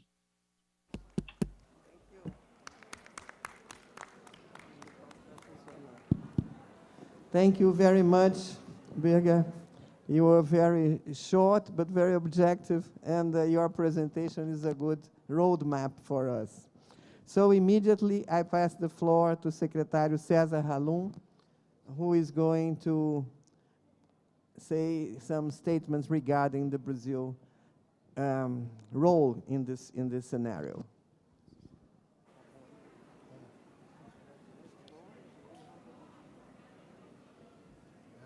Good morning. Foi muito bom ter ouvido. Good morning. It was very good to have listened to all these comments regarding the call. I know that at every process we try to improve, we try to facilitate the access, but I'd like to say that Brazil always participated and will always participate and will always try to find a cooperation with the German government. And we have had excellent results in this partnership, from this partnership. So to work with you has helped very much in especially in the development of bioeconomy here in Brazil, allowing to develop projects that meet every norm of sustainability required today by the world market. And therefore, it is a successful cooperation. We understand the difficulties we came across regarding the call, but it is important to have it concluded. That is the fact. And we have already made the selection. It is a foundation from the state of Goiás that will execute the research project in the area of medicine plants and plants for manufacturing cosmetics in a partnership with the Federal University of Goiás. And the counterpart of the Brazilian government is ready and to be executed along with the resources from the German government. So it is a partnership that was always successful, and I hope it keeps on remain successful. I'm here not only to honor Green Rio, but also to say on behalf of the Brazilian government, given that I am representing the Ministry of Agriculture, Livestock and Food Supply, that Brazil is interested in keeping on with the cooperation terms with the German government. Sorry for the joke. I think the only way when Germany harmed Brazil was in that football match, 7-1, but you're forgiven. You're already forgiven.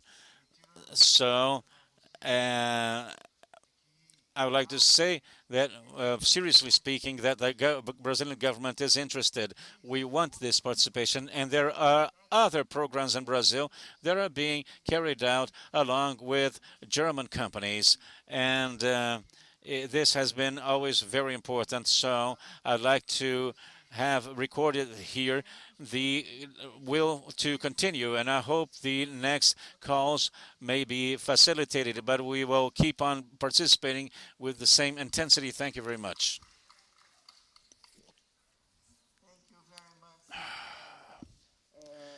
I think everything you said, including in the 7-1 that we had to accept in the soccer game, but taking that apart, we are very happy with this partnership, with this cooperation.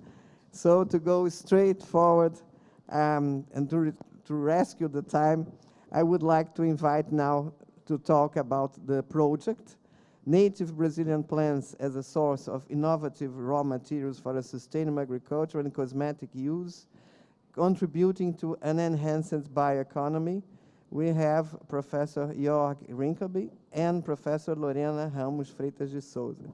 The floor is yours, and the only thing I ask is please that we have 10 minutes. Let's try to respect the time. Thank you very much. Thank you very much.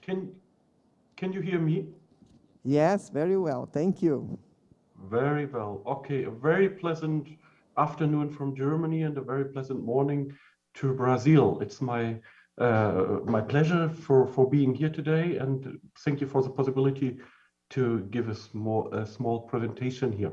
So I'm Jörg Rinklebe from Wuppertal University. My background is agriculture, and my major research areas is trace element and nutrients in soil, plants, and in water. As you mentioned, native Brazilian plants as a source of innovative raw materials for sustainable agriculture and cosmetic use, contributing to an enhanced bioeconomy. The overall objective of our proposed project is to develop innovative raw materials based on Brazilian plants for the cosmetic industry that can be economically and rentably produced. We have a few project partners from Brazil, is the University of Goiás and the University of Sao Paulo, as well as the company Life Aloe. From Germany, our team consists of two universities, University of Wuppertal and Freie University of Berlin. And that you get to imagine where we are. University of Wuppertal is in the western part of Germany, and here's agricultural expertise about nutrients, trace elements, toxic elements in soils and plants with my few of my team members, Dr. Shahin, Dr. Melo. And the Freie University of Berlin is led by Professor Melzig and Dr. Weng. Here's the Institute of Pharmacy, and the expertise is here about pharmaceutical issues. How about the project structure and the different work packages? At first, our aim is to create biogeochemical and agricultural knowledge. In work package 1, the UFG will create the domestication and propagation of native medicinal and aromatic plants and produced secondary metabolites. The UNIFEST will study microbial and toxicity effects of the raw materials, and the University of Wuppertal, we study nutrients and trace elements, which can be also toxic. So trace and toxic elements depends only on the amount in the soil-plant interface. And then in our second package, we come to technical solutions and practical applications. The Freie University of Berlin will conduct pharmaceutical studies, and our Life Aloe company will develop phytocosmetics. To go a little bit more in detail to those of you who are more interested in the scientific goals, the specific objectives of UFG are to examine the interactions between soil types, biofarming, environmental conditions, and plant growth, and the productivity. And they also want to domesticate native medicinal plants and propagate organic farming. Further, we want to characterize the chemistry compounds from raw materials and to identify new anti-aging and skin whitening agents, which can be used for the cosmetic industry. The objectives of the UNIFESP are to identify the microorganisms, to standardize the manufacture of raw materials in the company, applying good management practice for quality control in the process, and investigate the raw material, especially with view to the quality and also with view to the toxicity of specific cells. The objectives of the Wuppertal University are to study the cultivability of Brazilian plants, and we want to test if those plants are able to grow on soils in Germany, and we also want to quantify the effects on the contents and the availability of both of nutrients and trace elements in the soils, on the plant growth and the productivity. We further want to determine the nutrients and trace element contents in the soil of the Canudos settlement, and we want to explore the influence of soil properties and the influence of content and availability of nutrients and trace and toxic elements on the plant growth and plant productivity on the soils in Brazil, which are used for the cultivation. The Freie University of Berlin will evaluate the antimicrobial effects of the raw materials obtained from the native Brazilian plants, and those should be against bacteria species related to dermatitis and also wound infections. We want to investigate the anti-inflammatory activity of raw materials using different experimental models, and we also would like to investigate the secondary metabolites which are responsible for the pharmacological potential revealed in the raw materials. And of course, we also want to be in contact with authorized companies from Germany aiming to expand the laboratory market, not only in Brazil, but also in Germany. And our company, the Life Alloy company, which is situated in Brazil, want to transform the plant scientific knowledge in raw materials for a cosmetic application. We want to create products which can be used. We want to use nanotechnology to incorporate raw materials in cosmetic use, improving the stability and efficiency. And we also would like to provide conditions for the regions where we are working on to become a sustainable supplier of organic crops of the company. With this, I would like to give to my colleague and project partner, Professor Vanessa.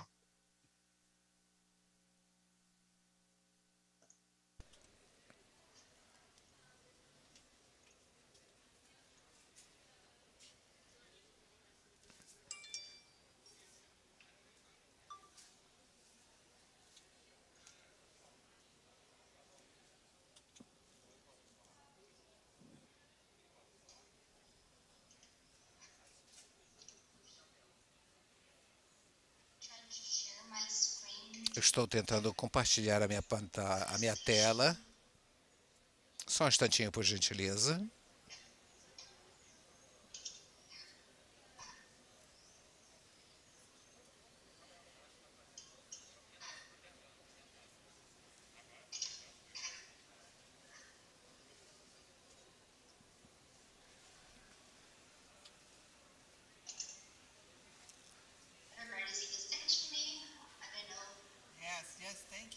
Não sei se já podem me enxergar. Thank you. Thanks, Professor Jorge, and thank you for the organized committee of Green Hill. It's a great pleasure to have a talk in Green Hill in this workshop. As I was introduced, I'm Lorena Souza from Federal University of Goiás, Catalão. Now known as Federal University of Catalão, and one of the members of Brazilian researchers related to this project. Our project has been approved in this call of bioeconomy project, which involve MCTI, FINEP, and FNDCT in Brazil. And here show who are involved in this project. In Brazil, we are 10 researchers with different expertise from these two universities, UFG and Unifesp. And we will work together with Live Alloy. This company have experience in producing phytocosmetics in a sustainable way. And the popular knowledge of native Brazilian plants will be explored from Canudo settlement, also called as Guerreira de Canudos. And this woman group have been using plants for phytocosmetic application. However, these phytocosmetics are without scientific knowledge, and they cannot have an expressive gain because of the lack of control agency authorization for cosmetic commercialization. And in this view, the scientific knowledge produced by Brazilian and German researchers, it will be used for new raw materials for cosmetic industry and beyond. So, the idea it is to impact this community, improving their conditions in social and economical ways. So here I will present to you how it will be Brazilian contribution to offer the goals of this project. So 80 plants were selected. These plants will be collected and the crude extracts and essential oils will be investigated in the biological and chemical point of view. The bioactivity evaluation will be performed in order to find new anti-aging and skin whitening agents. Then, finding interesting plants, we will investigate how to propagate and manage these species for organic farming. After that, the next step would be to standardize manufacture of raw materials in the company, Livia Lowy, and to include these raw materials in their cosmetic formulations. In addition, the company, together with researchers, will provide conditions for the community, Guerreira de Canudos, to become a sustainable supplier of organic crops to Brazilian company Livia Lowy. Here's just some information about researchers and the company members involved in this work. Thank you for your time. Thank you very, very much, Loriana. It's an inspiring project. Congratulations. Congratulations to you and Professor Jorg. So immediately, I would like to invite the next project. I'm sorry. I'm sorry. Oh, sorry. I thought, please, go ahead. I would like to have one important question, if possible. Please. Only one. Of course it's possible. Everything is possible. Go ahead. Oh, thank you so much. Because we are planning to cooperate very closely, we also need soil and plant samples from Brazil to transport to Germany. And we figured out that the regulations concerning custom are very difficult. We certainly need the help from your institutions to arrange a smooth transport of those samples for scientific purposes to the universities. This is a very important issue. Perhaps you can help. You can find a way to support this. I'm just passing your message to Mr. Camargo. I think he will later will send you a message. It's better? Okay. But it's registered. Thank you very much. We keep in touch. Feel free to come anytime. So now, if we can continue, I would like to invite Acro Alliance, development of agronomia value chains, from the seed to high-value products for a global bioeconomy based on the sustainable use of local biodiversity. Sustentável da biodiversidade local. And Dr. Sergio Motoiki and Dr. Thomas Hilger. Please, 10 minutes. Thank you very much. Minutos para a fala do senhor.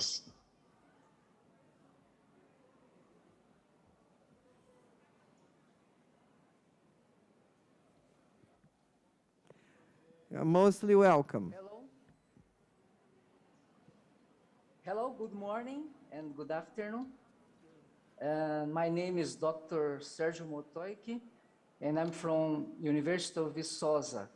And I and my colleague, Dr. Thomas Hilger, from the University of Hohenheim, will present to you the Acro Alliance, one of the projects selected in the Brazil-German call this year. So I'm going to start stating what is Macaúba or acrocomia, and Thomas will enter in more detail about Acro Alliance. Macauba, or Acrocomia, as known in German, is an endemic palm tree that grows in Latin America. And we have lots of populations of this Acrocomia in Brazil, especially in Cerrado area. But what is so interesting in Acrocomia? Acrocomia actually is a very prolific producer of an edible fruit from which we can extract edible oils. Some published reports points for more than 5 tons of oil per hectare per year, without considering several other valuable products such as fiber, proteins, and biomass. These fractions from Acrocomia fruit have an ample application in several industries, including the food industry, cosmetics, oil chemistry, pharmaceutical, and bioenergy. Most interestingly, this species is a native species from the Brazilian flora. And in other words, it's a part of the Brazilian biodiversity. Also, Acrocomia is a resilient species and grows in a marginal soil, such as degraded pastures. Because of that, it's a perfect species to integrate with grass and cattle in a so-called agro-silvopastoral production system, which is a very sustainable production system. Acrocomia has been explored for a long time to produce fat and vegetable oils, and was a reliable feedstock for the oil industry in the mid-20th century in Brazil and in Paraguay. Despite the great potential and the recognized reliability of this feedstock, Acrocomia is not fully domesticated yet. In those days, all Acrocomia fruits were gathered from native plants grown in dense palm fields found in Brazil and in Paraguay. Only in 2007, with the development of the protocol of the germination, we became able to start plantations of these palm trees. This germination allowed production of stock plants and made possible the agricultural exploitation of this Acrocomia as a crop. Acrocomia isn't a new product, as you could see. However, it's been neglected for decades since other oil crops such as soy and oil palm dominated the market. We believe that the development of Acrocomia value chain will boost the bioeconomy in Brazil, contributing to the sustainable agriculture. I believe Thomas now has more information about our project. So Thomas, the word is yours.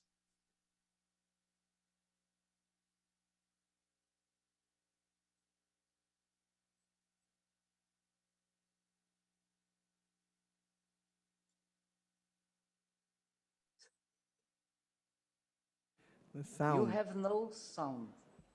Is my sound now available? Yep. Can you hear me Yes, now? yes, very well. Welcome. Okay, thank you. Sorry. Let me go back. Thank you very much, Sergio, for preparing the floor. Bom dia or boa tarde. I'm not sure about this transition around lunchtime in Brazil. And good afternoon from Stuttgart. Yeah, you may ask, why are we interested in this very interesting plant? And therefore, I would like to start a little bit with the history here at Hohenheim. At our university, Macauma has become an important research issue as it fits very well to bioeconomy. And that's one of our research focus here at the university, which you see here in the background, the castle of our university, where we are located. And biodiversity, we also learned in some of the speeches today, is very important in terms in its role for bioeconomy, but also if we think in future situations and let's say the livelihood of people around the world.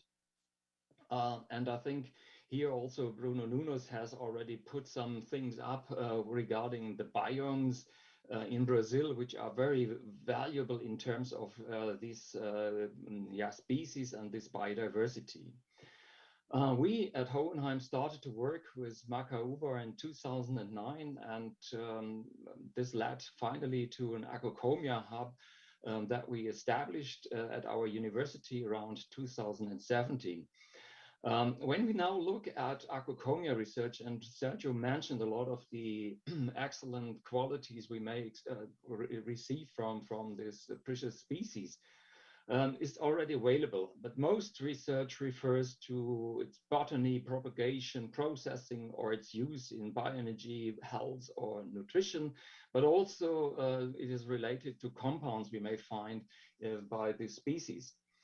Despite these advantages we find in this species, there is also a lot of problems when looking at establishing it on the market. And we ask why is that if you have a plant which is so rich and so interesting in terms of bioeconomy? And therefore, we initiated an Agrocomia workshop in Hohenheim with experts and practitioners from various countries around the world, but mainly in Latin America. And we invited industry partners, but also entrepreneurs and other stakeholders to this workshop. We discussed the state of art in Macaúba research and identified bottlenecks and gaps that hamper acceptance and uptake of Macaúba at the market.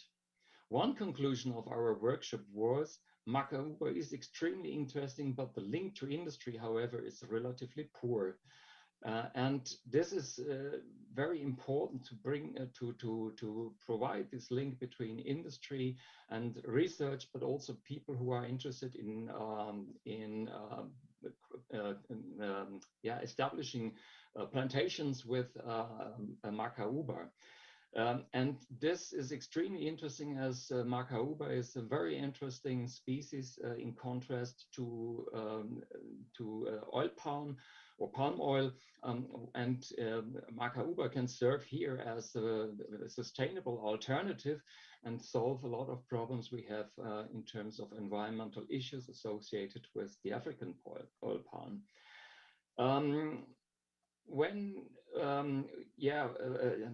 When we look at how to develop something to promote Macaúba, then we need joint activities, and this across various disciplines, and also involve several actors so that there is also access for market for Agrocomia.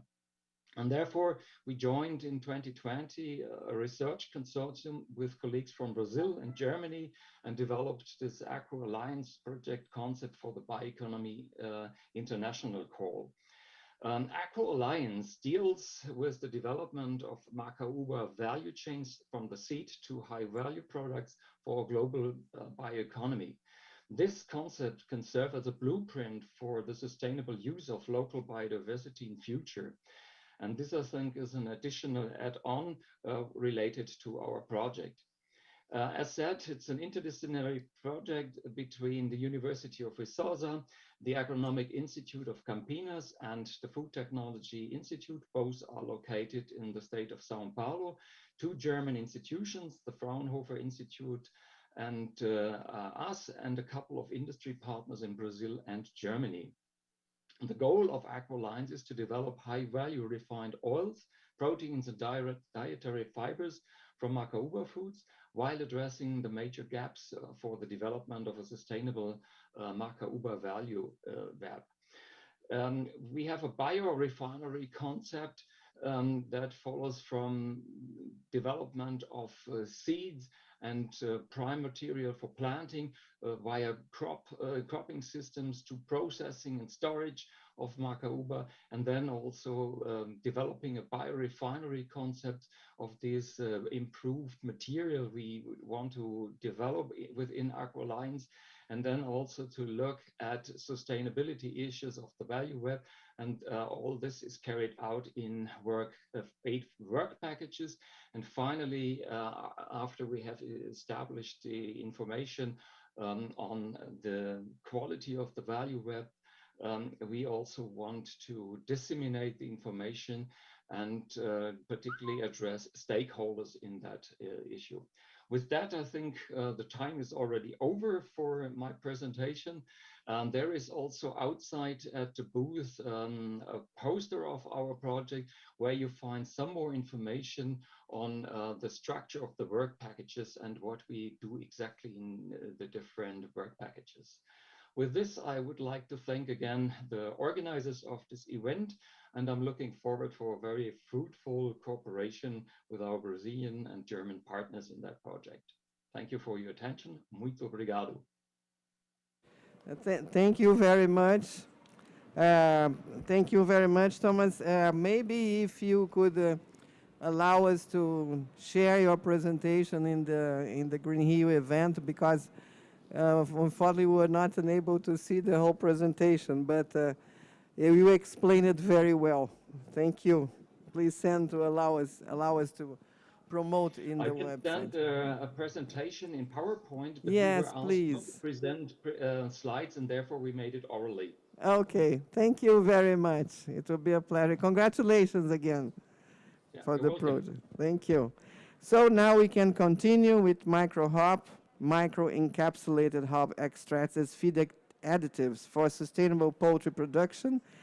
Dr. Catherine Castiglione and Dr. Sebastian Strout, please, the floor is yours. 10 minutes, please. Thank you very much for the nice introduction. Sebastian, are you there? Yes, I'm here. Okay. Then I will be at your service at skipping the slides. Yes, thank you. So good morning to everybody. It's a wonderful opportunity for us to present our project, MicroHop, micro-encapsulated hop extracts as feed additives for sustainable poultry production. In this presentation, we are going to tell you something about the project teams. We are also giving you a bit of background and outline our main project objectives. So starting with the project teams, they are localized at 2 universities who are already collaborating since 1999. The Friedrich-Alexander-Universität Erlangen-Nürnberg, FAU, located in Bavaria, about 200 kilometers north of Munich, to give you an idea. And the Universidade da Região de Joinville, Univille, so it's the University of the Joinville region in the Santa Catarina state in South Brazil. So these 2 universities, as I said, they cooperate almost 20 years now in the field of biology, biotechnology, but also dentistry and archaeology. So there is a certain, let's say, friendship and intimacy already established between many of those who work there. So our team is composed of our principal investigator, Professor Dr. Gilmar Erzinger. He has experience with the extraction of bioactive substances in pharmacology. I will be responsible for coordination both inside Univille and also with FAU. We have Dr. Daniela Delvin de Lima, who is also working on the pharmacology part of our project. Then we have Professor Dr. Paulo França. He is the head of the molecular biology lab, where also Dr. Leslie Freire works. Well, they will take on the questions that can be solved with molecular biology. We have Dr. Andrea Schneider, who is an industrial microbiologist, and our data scientist is Dr. Rodolfo Prates. He will organize and analyze our data and take care of all the statistics. And then we have Fernando. He is our veterinary, and he will supervise the in vivo tests we are going to perform with our extracts. And now I pass the word to my colleague, Dr. Katin Castiglione from FAO. Thank you. Thank you so much, Sebastian. So it's my pleasure to introduce also the German partners. Of course, will be deeply involved in this very interesting project, and I will be supported by some senior scientists at my institute. First of all, of Dr. Anna Becker, she's the head of my bioanalytics group. Then Dr. Holger Hübner, who has ample experience in the field of animal cell cultures, and Dr. Stefan Schwab, and he's a leading expert in the field of microencapsulation here in Germany. So what is the project all about? We want to develop a new feed additive for chicken farming. So chicken is a very important meat. It actually dominates the field of meat consumption because it's generally affordable, it's low in fat, and it faces few religious and cultural barriers. Seen from a global perspective, Brazil is the #1 poultry exporter worldwide and the number 3 poultry producer behind USA and China. And this is something what we see on this slide, where we can see that Brazil is really a top producer of poultry globally.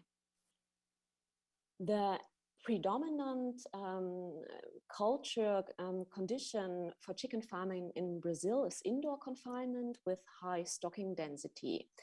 And there, many antibiotics are administered, for example, for disease control. This is obvious. But it has also been shown that non-therapeutic use of antibiotics leads to an increase of feed efficiency and slaughter weight. And this is why antibiotics administered in this way are also called antibiotic growth promoters. So, of course, this also leads to some undesired effects like multi-resistant bacteria and so on. And so we face the challenge to identify AGP alternatives to ensure an efficient and also sustainable poultry production.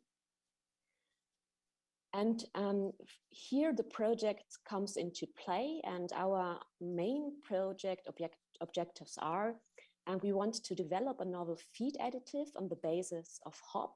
Hop is a very important plant here in Germany and also for Brazil, because Brazil and Germany, we all love beer, and of course hop is an important ingredient there. And we want to make a decisive contribution to a healthy and sustainable poultry production. And overall, this project should lead to a significant reduction of antibiotics. We want to develop a phytogenic alternative to antibiotic growth promoters. And all in all, we want to improve the quality of meat and enhance food safety. Why hop? Hop is well known for its antimicrobial properties. And additionally, studies have already explored the use of hop ingredients as antifungals, antioxidants, anti-inflammatory, and anti-cancer drugs. So there's a lot of bioactivity in hops.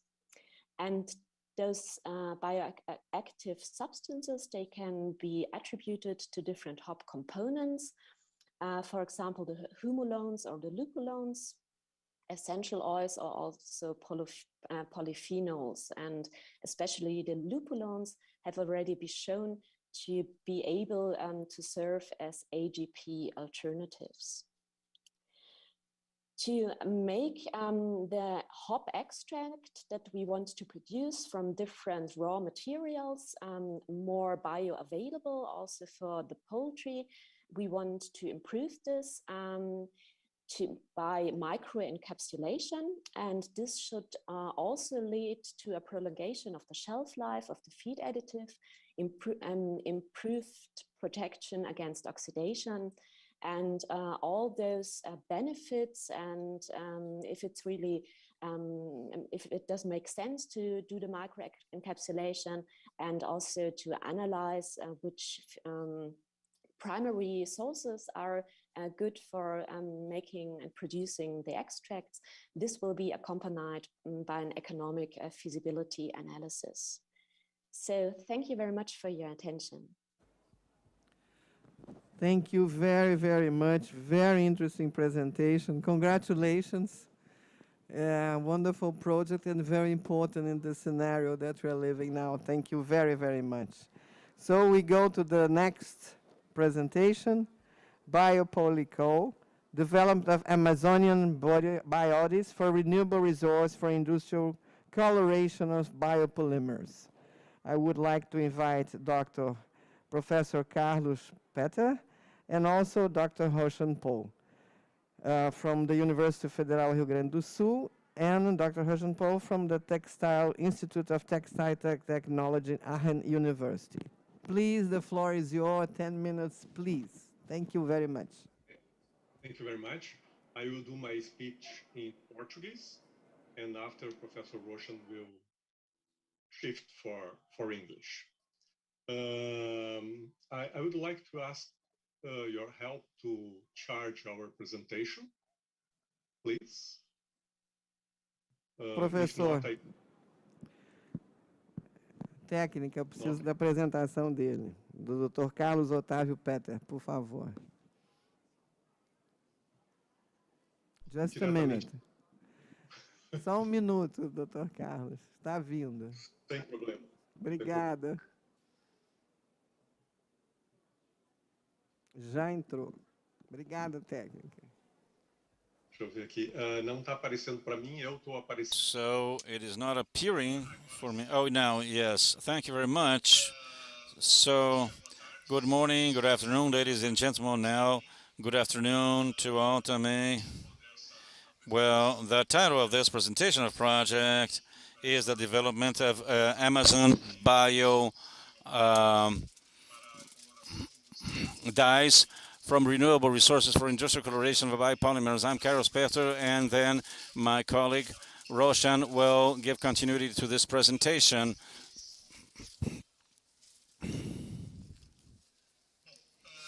Well, this project actually is a conjunction of efforts.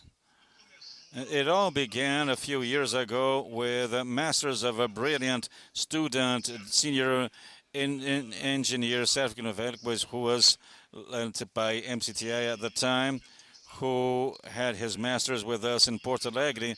And at the end of his, when he defended his thesis, he said, "My dream is to paint the world with the dyes of the colors of the Amazon." Out here to talk about it. So in order to have this dream come true, this company, Biplast, decided to join, and we made contact with IPTA, with the University of Houston, by means of Professor Thomas Greens, who made his team available for us for this common effort that led us to be here today. I even have a sentimental bond with the University of Aachen. Our masters in the 1970s began with classes from the first quarter that were given by professors from the University of Aachen.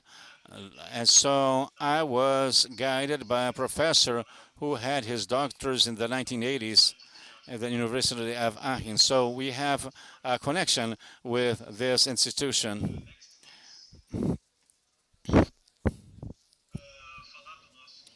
To tell you about our partner, actually this project was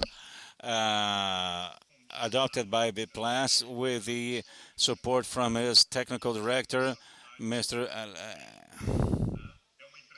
It is a young company as far as I see. 1991 is quite young, and it is a leader in this market of colored concentrates for the industry, and it has It is site headquarters in São Leopoldo in Rio Grande do Sul State, and they have a unit in Sobral in Ceará State.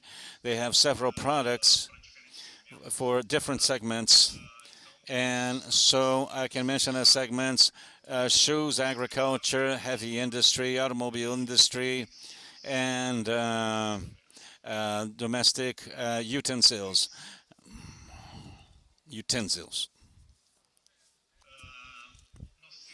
And we have we're happy to count on the National Institute of Amazon Research for this project. They're a world reference in tropical biology, and their main mission is to expand in a sustainable manner the use of natural resources found in the Amazon. So, and the person of Professor Francisca Souza, who I had the joy to meet in the beginning of our activities, Professor Jorge Porto, and the director, and a young and motivated team from that institution. We have the support, and the objective is to develop and characterize the dyes from the Amazon, which then will be worked on at the Chemistry Institute of the university,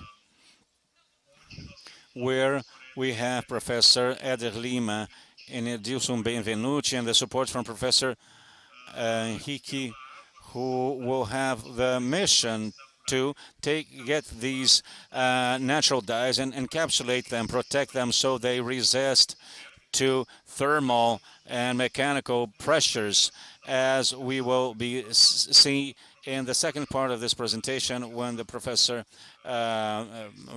delivers his speech.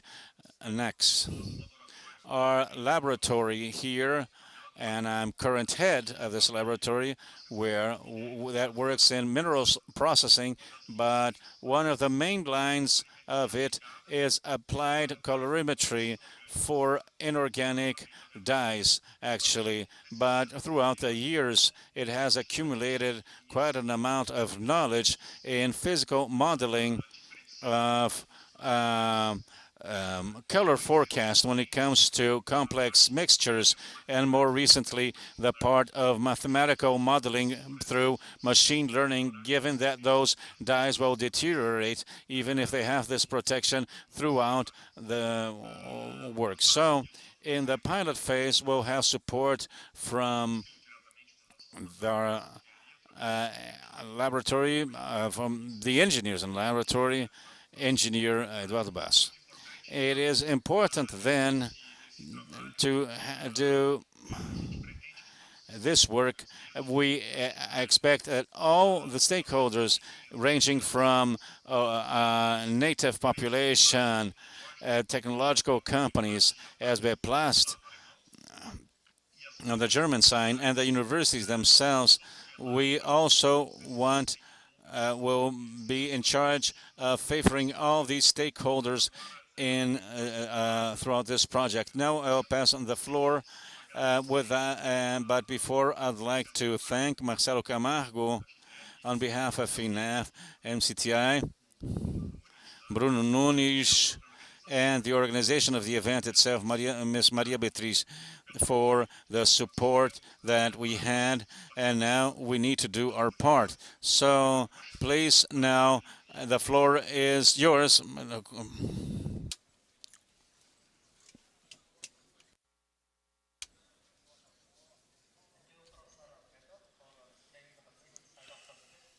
Vou explicar as características do projeto aqui no Brasil.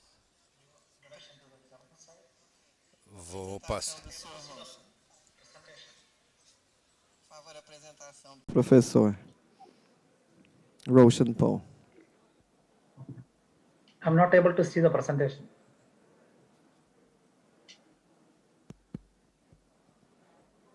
Yeah.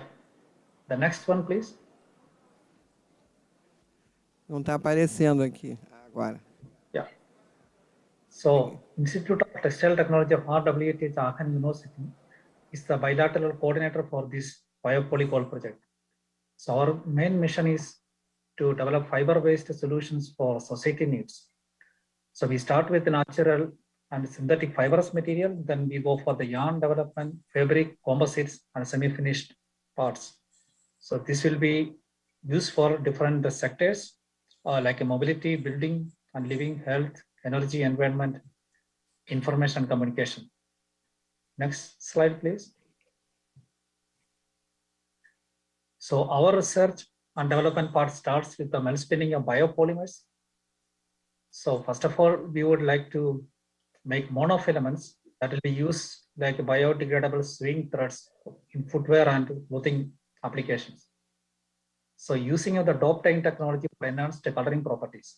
So again, we would like to stress here that this kind of bio thread is the key to complete the biodegradability of the biopolymer demonstrators. Next slide. So here we can give a schematic of this melt spinning process for developing monofilaments. It starts with extrusion, then pass through the spinneret, then a drawing part is there, then going to the spin finish and going to the winder to make the filaments. Next one, please.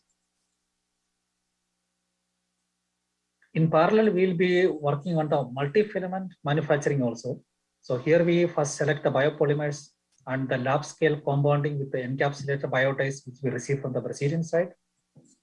Then these multifilaments will be used for developing the knitted textiles. So apart from the dope dyed, we will develop white multifilaments also. And the development of the texturizing process then is one of the important tasks. Then finally, we'll upscale the best process to pilot scale once successfully we do the work in the laboratory scale. Next one, please. So once we have the filaments, so we go for the knitting of the multi-filaments. So this work will be done by ITA in collaboration with our industrial partner Bahe. So here we do the definition of the requirements for the desired textile products, then testing of the knittability on small scale knitting machines, then testing various mechanical properties like air permeability, abrasion resistance, dimensional stability, etc. And during this stage, we will give the feedback to the dope dyeing, melt spinning, and texturization processes so that they can optimize the best kind of multifilaments. Next slide, please. So I would like to introduce our German industrial partner. It's Bahe. This is a company in Germany. So they have 24 flat knitting machines. Then they develop total seamless products. And the technical knits are also done like 3D knitting, the glass fiber knits, aramide plus steel knitting. So this company is very much involved in different R&D projects. So for example, the Adidas store factory, for example, they develop the knitting technology for the Adidas research project Knit for You. Then again with the BMW, they work for developing 3D knitted textile facade for the BMW exhibitions worldwide. Then there are further developments going on like textile substrates for the cultivation of crops. Next one, please. So the technical activities of Bahe includes to develop the knitting process in the industrial scale machines depending on the inputs given by the ITA research. So first they will do some sample production for the validation of the knitting process. Then the final quality knitted textile manufacture is done by them. Then in additionally, the most important part, the production of the biopolymer demonstrators like shoe uppers, gloves and socks for the sports clothing. This also will be developed by them by the end of the project. Next one, please. So once we have the white knitted textiles, the final ones, so we go for some kind of novel dyeing and nano finishing of the knitted textiles. So here the main goal is to go for the enhanced dye fixation and to take care of the inherent drawbacks of these kind of natural dyes by improving the fastness and also to give the self-cleaning properties. So dyeing shall be carried out with some modern technologies like eco-modernting, where we would like to avoid the use of metallic mordants then use of hydrolyzed proteins or a micro steam technique, which is developed by ITER recently. So where we use the coupling of microwave and also condensed steam. And finally, the nano finishing will be done with the titanium dioxide and some other nanoparticles to give the self-cleaning effect on the final products. Next one, please. So I would like to give a summary of the project. So the Brazilian side, first sources of bio dyes will be identified. Then the bio dyes characterization and further encapsulation of these dyes. Then Bayplast will be doing this injection molding of biopolymers, and the weathering and other testing will be done. And finally, the prototyping for developing the shoe soles will be carried out by this company. Then coming to the German side, the compatibility to spinnable biopolymers will be tested first. Then the compounding at lab scale, then the dope dyeing of mono as well as multifilaments.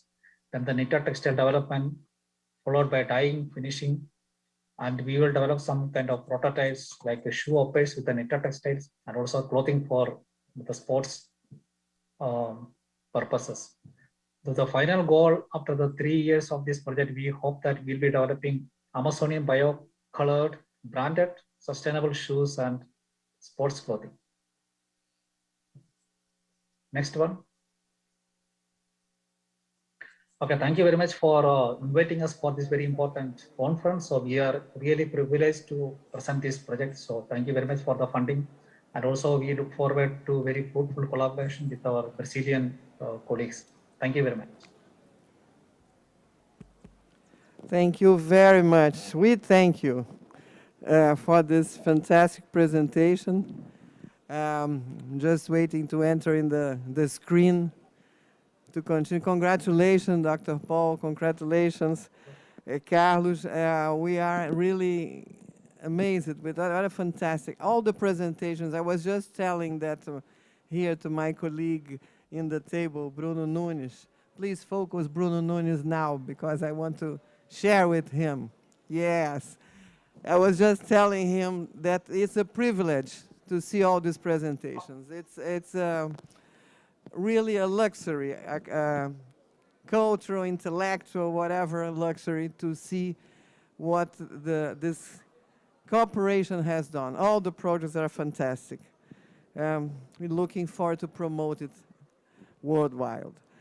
Well, we are going straight to the bioeconomy implementation, recent examples from Brazil and Germany. And I pass the floor immediately to Dr. Rafael Schneider, addressing food security in sustainability certified value chain. Please, Dr. Schneider, the floor is yours.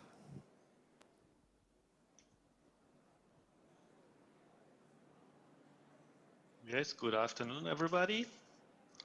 It's my pleasure to have the opportunity to talk about food security and the food security standard at this occasion. Could you please confirm that my slides are displayed now, right now? Yes, they are. Just put in the screen, full screen. Very good. So let's get started first with introducing my organization.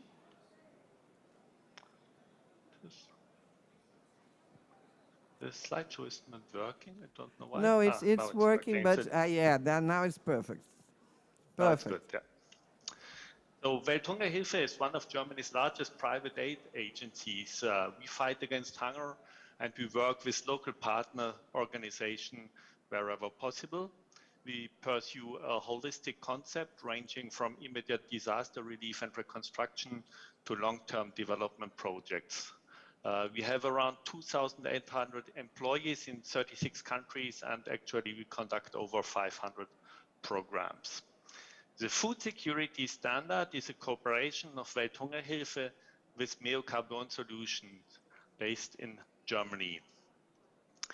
Our topic is food security. Actually, more than 820 million people are going hungry globally, and we always have to bear in mind, and this is quite important while talking about bioeconomy, that the vast majority are farmers and agricultural workers.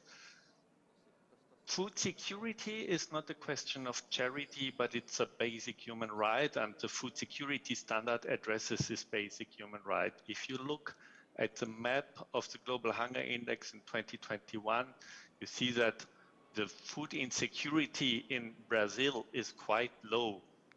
But we have to look a little bit into detail and to be aware that hunger is on the rise globally. Unfortunately, all efforts which have been made in the past decades are now turning to an increase of food insecurity, and this also happens to Latin America, South America. If we look at Brazil, we see that we have considerable local disparities. All these yellow points demonstrate that there is a prevalence of insufficient food consumption in these regions. We have around 60 million people who are going hungry in Latin America and the Caribbean. And in Brazil, the severely food insecure people numbers are rising from 3.9 million until 2018 to 7.5 million until 2020. So food insecurity, insufficient food consumption is still an issue which we should bear in mind when we talk about bioeconomy strategies. Why do we address it through the right to food? The right to food has a lot of mutual dependencies with other rights. If a household is food insecure, they might send their children to work, and child labor might occur. The same thing is food insecure people most of the time lack access to health and also to education. If the right to water is not fulfilled, the right to food will also not be fulfilled. And if the right to work and the right to social securities are not accomplished, then food insecurity might also occur. We see that food insecurity is a strong signal for a non-fulfillment of human rights due diligence. So, if the food security standard addresses the question of food security in agricultural production, and by that is at the heart of the bioeconomy. In bioeconomy, we often use sustainability standard to demonstrate the sustainability of a bioeconomy. But if we look at the common sustainability standard, most of them do not clearly address food security. They might address social issues like labor conditions, etc., but they not in detail address food security. We have now two standards who are addressing it, who introduced the food security standard in their certification schemes. These are 4C for coffee and ISCC for plenty of biomaterials as well. So what is the food security standard about? It is about the right to adequate food and to protect it in agricultural commodities and within the field of responsibility of producers. The goal is to make sure that farmers and workers are food secure, and that food security in the area of influence of a producing area does not deteriorate. The food security standard is rooted in the right to food, as I already said, and it is based on the United Nations guidelines on the right to adequate food. The food security is based on four pillars and cross-cutting elements. And if you look at the pillar of stability of food, the food security standard asks to respect national food security and development strategies. The pillar regarding access to food has also different principles. One of it is, for example, to ensure market access and to contribute to local development, and also, of course, to respect labor rights and ensure good working conditions that include, for example, good living wages, acceptable living conditions. Because the pillar of availability addresses mainly the respect of land rights and also the respect of water rights. As I said in my introduction, the right to food is closely interlinked to the right to water. So this is addressed in the pillar of availability. If we look at the pillar of utilization of food, the food security standards make sure that there is that food can be eaten and consumed in a safe situation, good hygienic situation, and that good nutrition is guaranteed. The cross-cutting elements start at providing compliant grievance mechanism, and also, of course, addresses the assessment to monitor local food security changes. As I already said, in some areas of the world, food security is on the rise. This should be monitored and can be monitored with the tools of the food security standard.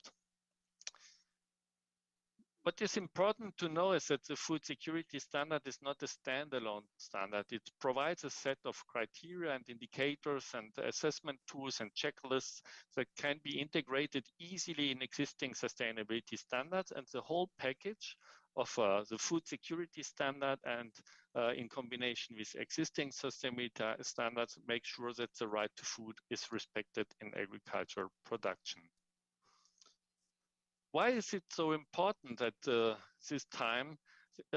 We are now living in a situation, a political situation, where we observe a transition from voluntary guiding principles to mandatory due diligence.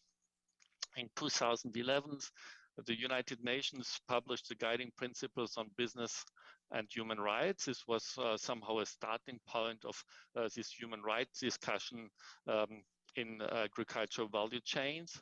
Then we have the Sustainable Development Goals from 2015, where all actors agreed upon zero hunger by 2030. This year, the German government passed the Due Diligence Act for Human Rights, and we are expecting also a European Human Rights Due Diligence Act in the coming years. So we are moving to mandatory due diligence, and we should get prepared in our bioeconomy value chains to address it in a proper way. Let's give me two examples of these upcoming due diligence requirements. If you look at the German Supply Chain Act, you see on the left side that child labor is addressed, forced labor is addressed, but also health and safety, reasonable wages, impairing food safety, access to drinking water, and sanitary facilities, and persons' health. Also, land rights are addressed. So the package I showed which is covered by the food security standard. Recently, a couple of days ago, the United Nations Aviation Agency approved new sustainability criteria for sustainable aviation fuels. And here as well, the common sustainability themes of greenhouse gases, carbon stock, water, soil, etc., were complemented by social issues like the human and labor rights, land use rights and land use, water rights, local and social development, and the topic of food security. So we see that the upcoming due diligence requirements for agricultural production will address clearly the question of social issues, including the question of food security. The food security standard is a practical tool to address that in management practices. It provides all the tools which are needed for a risk analysis to prevent and mitigate human rights deficiencies. It has all the tools needed to monitor food insecurity and other human rights deficiencies. It provides compliance mechanism, documentation, third-party verification, and then leads to reports to demonstrate coherence with and compliance with due diligence. So why should we include the food security standard into certification? So the right to food is interlinked with many other human rights, and to make sure that food security sensitive bioeconomy is realized.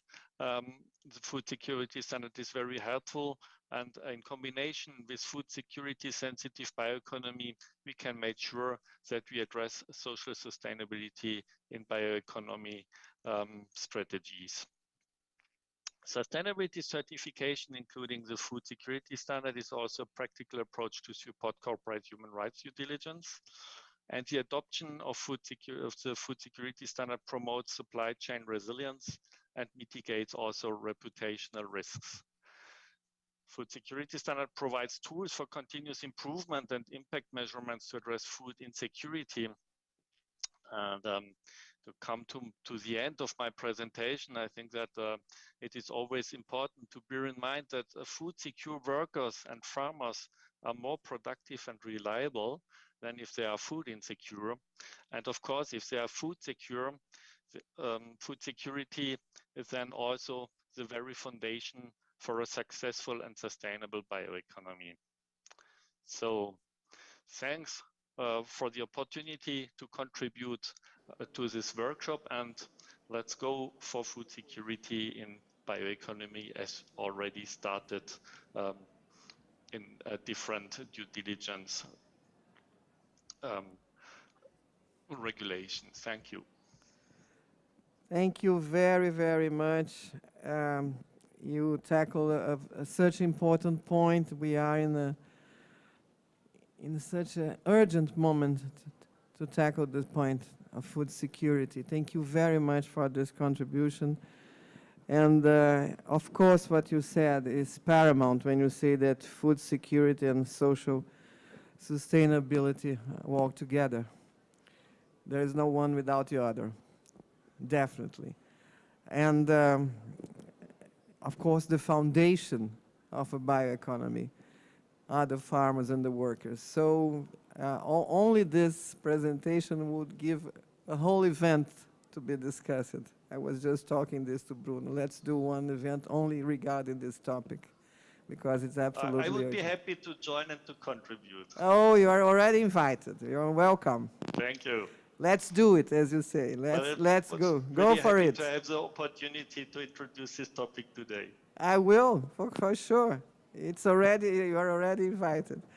And to continue and to respect the time, we will talk about that later. I have the pleasure to invite now Dr. Norbert Smith, supporting the development of sustainable supply chains with GRAS, Global Risk Assessment Service, which is another topic that's very much high in the agenda. Please, Dr. Norbert Smith, the floor is yours. 10 minutes, please.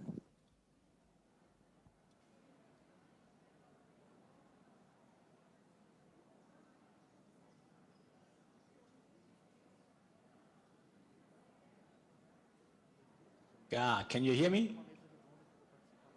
Now you should, can you hear me? Yes, we can hear you very well, thank you. Thank you, and you see also my presentation? Yes, yes, beautiful pictures. That's fine. Okay, then first of all, thanks a lot for the kind invitation. It's a big pleasure for me to be here and to talk a few minutes about how we support with GRAS the development of sustainable supply chains. GRAS is a one-stop shop solution to implement and monitor sustainable deforestation-free supply chains and implement respective commitments. And we have just heard by Raphael Schneider what's coming up in the German market with the German supply chain law. We have respective due diligence requirements which are in the pipeline on European level. And what we do here actually with the GRAS tool, we support companies in fulfilling respective legal requirements or voluntary requirements. And voluntary requirements are at the time being the main driver for the use of GRAS. So what you can do with GRAS, you can identify or verify that your supply chains are deforestation free. You can use GRAS for the risk assessments, for biomass sourcing. monitoring of certain regions is possible. And of course, you can support also certification with the GRAS tool. The development of GRAS has been developed by the German Federal Ministry of Food and Agriculture through its agency FNR. And there have been several organizations being involved. It's a major undertaking. It was a major undertaking, and we also had lots of involvement from Brazil, and we have done several pilots in the Brazilian and Latin American context. GRAS can be applied worldwide for all crops and commodities. We have in Brazil, for example, soy. We have sugarcane, which is monitored by GRAS. And in the last 2 years, coffee has become also a major crop for GRAS, and we monitor the respective supply areas. So what do we do actually, and what is the benefit GRAS provides? We use satellite images for the verification of land use and land use change, and we do this with the latest available technologies, satellites, with optical sensors, but also here LiDAR. We use, for example, for carbon measurements, which are becoming more and more relevant and important. We work on behalf of private clients. I will show some examples later, but we do also lots of work for the German government, for European Commission, or more recently, we have also worked for the aviation sector for CORSIA verification of biomass for sustainable aviation fuels. What is important that we work with a high accuracy and with semi-automated methods to keep costs for users low, and this allows it to come relatively quickly to sound results, which then can be used by international agricultural traders or brand owners or whomever is interested in sustainable and deforestation-free supply chains. With the technologies we use, we can verify if there was a land use change, a deforestation, for example, or conversion of grassland here in Europe, for example, or in North America. This is helpful, and why and how is that so important? I will show an example here. What we have done for a large agricultural trader in Brazil is the export to Europe in particular, and they have assessed all the respective farmers in a certain region with respect to their compliance with certain deforestation commitments, also with respect to legal reserve, if those farmers have been fulfilling the legal reserve requirements, if there have been certain risks with respect to indigenous areas, protected areas, or if certain farmers were on the embargo list of the Brazilian government. What is interesting and nice with such a tool here, with such a work, that it's quite that once it is developed, you can do it more in an automated way, which allows to cover large numbers of farmers, large areas at low costs. And this, of course, provides certain confidence for the buyers of the biomass. We also work on traceability solutions which are available. I will skip that. for the time being. And final comment here, remark here is that we do, of course, not only work with respect to the monitoring of agricultural supply chains, but that with the technologies we have in place and the experience we have gained, we can also work in the context of forest monitoring, which is a major issue in Europe at the time being due to the specific developments in the last years. But of course, it can be also applied in other parts of the world. And what is an important application, for example, is carbon measurement of forests and to assess the development of carbon stocks in certain forests over time. This is in a few words. Yeah, and here you can see how we integrate those technologies in a tool here with a web tool, which allows you to verify certain developments, land use change, or respectively carbon developments, carbon change. This is then all put in a respective database with forest ID, polygons, and so on. And very short remark here, of course, also what is an important issue always is how do you get the data and how do you upload the data. We have also respective smartphone apps which can be used by forest owners or by farmers as required. That's it in a few words what we do with the GRASS tool, and I hope that was of interest for you. Thank you. We thank you, Dr. Schmidt. It was you couldn't be in a more update agenda talking about carbon and carbon measurement, carbon stocks, and what a fantastic resources you can offer to the world regarding this topic. Congratulations. Very important. We are going to need you very strongly to share this knowledge and this competence. Congratulations. Well, to go straight to the forward, there's so many rich information we need time to absorb all this fantastic information we're having here, the privilege of having here. But now we're going to talk about the status cooperation between JKI and Embrapa. And it's a pleasure to welcome Dr. Florian Bittner.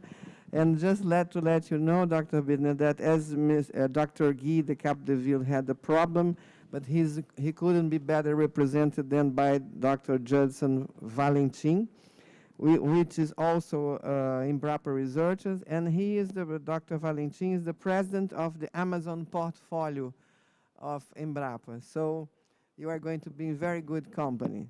So Dr. Bittner, the floor is yours, please. Yes, thank you, Bia, very much. And hello to everyone. And it's a pleasure for me to tell you about the status quo of the cooperation between JKI and our partner institutions in Brazil. And please let me start with two presently running projects that we have with Brazilian partners. And when I say we, then this means the Julius Kühn Institute, the Federal Research Center for Cultivated Plants. So the first project, the running project that I would like to briefly introduce to you is this project called Bioeconomy. And the idea is that biodiversity is used as a resource for the development of microbial-based insecticides in a sustainable agriculture and forestry. And the objective here is to provide some fundamental information on the functional biodiversity of the so-called entomopathogenic fungi. And maybe you don't know what entomopathogenic fungi are. These are fungi that have or can cause damage to pest insects, and therefore they are beneficials. And these so-called entomopathogenic fungi will be used as a basic, or actually are used as a basic concept for the development of new biological plant protection products. So this is quite innovative in the field of plant protection. And the partners involved here are the JKI Institute for Biological Control and our very good partner, the Sao Paulo State University, in particular, the School of Agriculture. And we received funding from the Federal Ministry of Education and Research, luckily, and we are quite happy about this BMBF funding because this is lasting for 3 years. That means until the end of 22, and it provides us with a reasonable amount to fulfill these research objectives. The second project is the MGGL project, and MGGL is for mapping of grapevine genetic loci for the resistance to very important diseases in viticulture, namely to downy mildew and to anthracnose. And the objective here is to initiate a joint pre-breeding initiative and to develop important genetic markers for being applied in grapevine breeding programs in both countries, namely in Brazil and in Germany.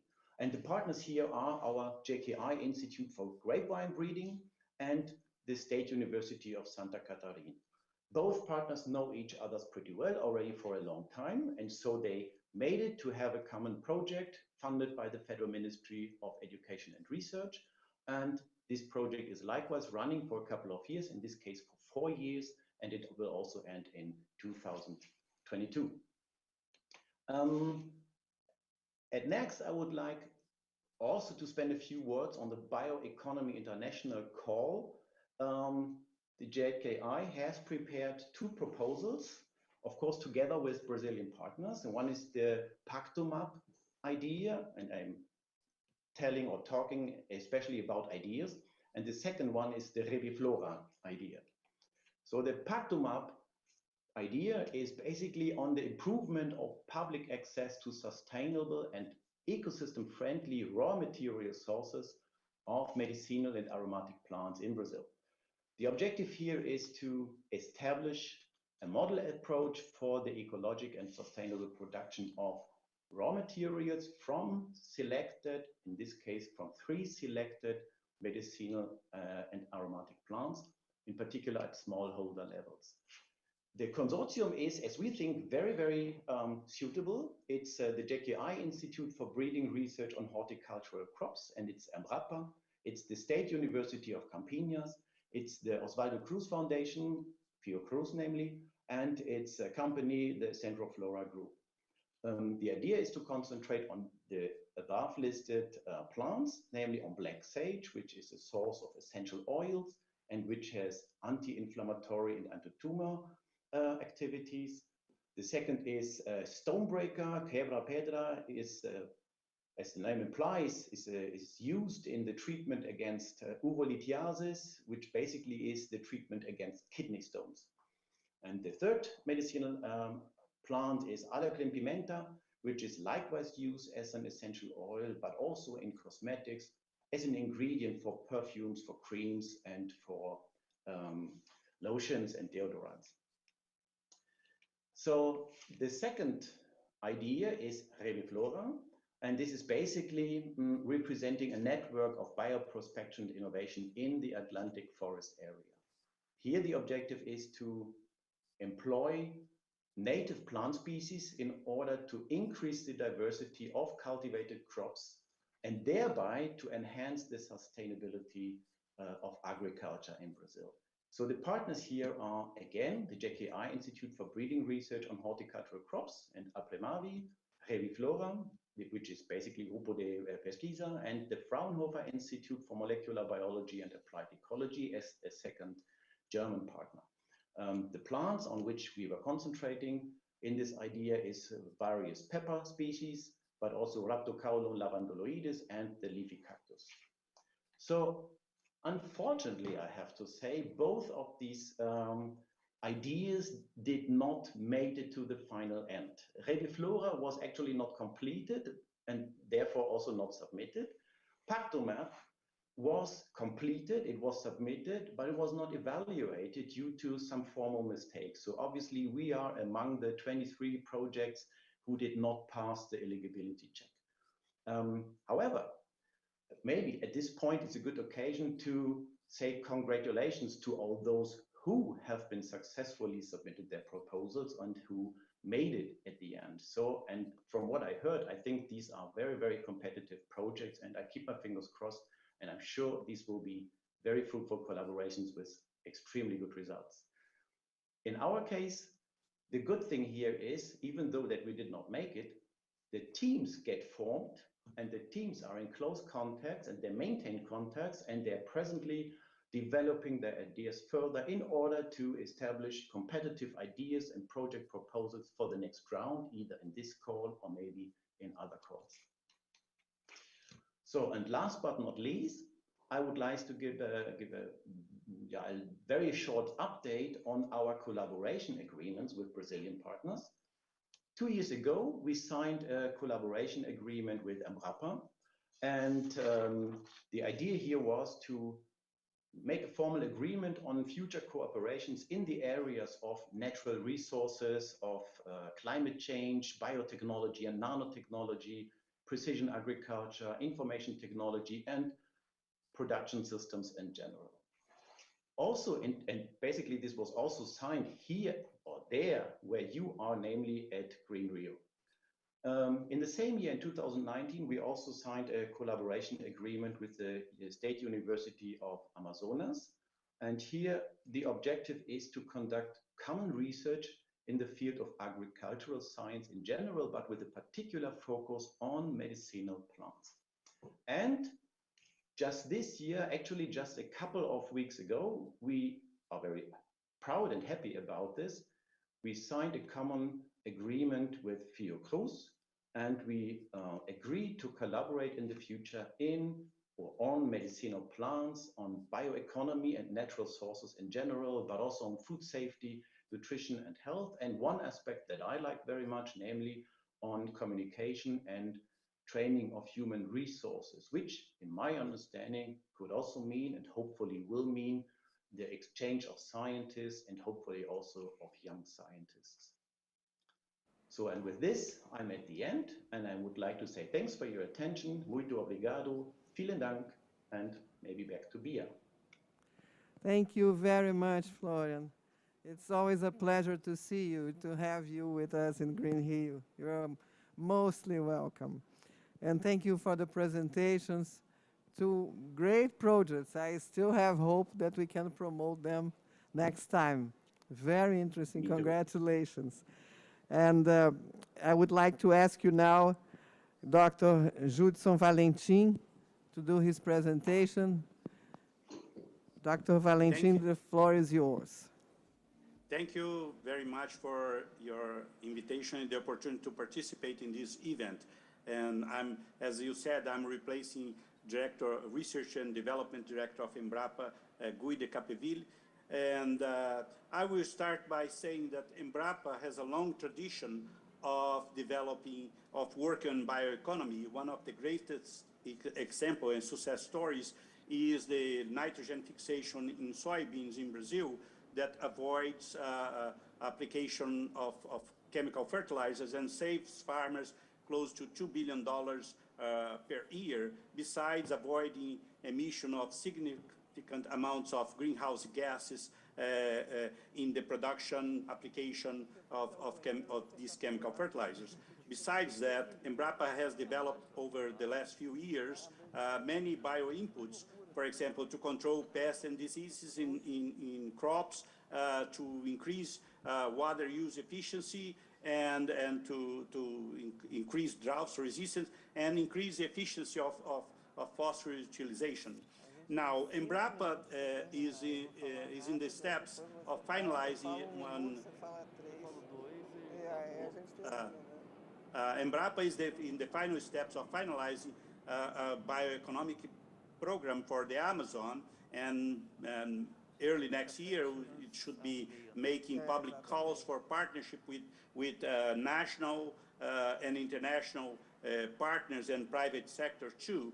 And this bioeconomy plan has two main axes. One is to focus on bioeconomy that's being practiced by Indian and traditional populations in the Amazon over the last 12,000 years, and focusing on adding value to these products and developing innovations that make sure that standing forests can generate income and increase the well-being of these populations. We have one of the previous presenters talked about food insecurity in Brazil and in Latin America, and in the Amazon the conditions are even worse, because more than 50% of the rural population lives in extreme poverty or in poverty and depend on governmental complementation, income complementation programs. So developing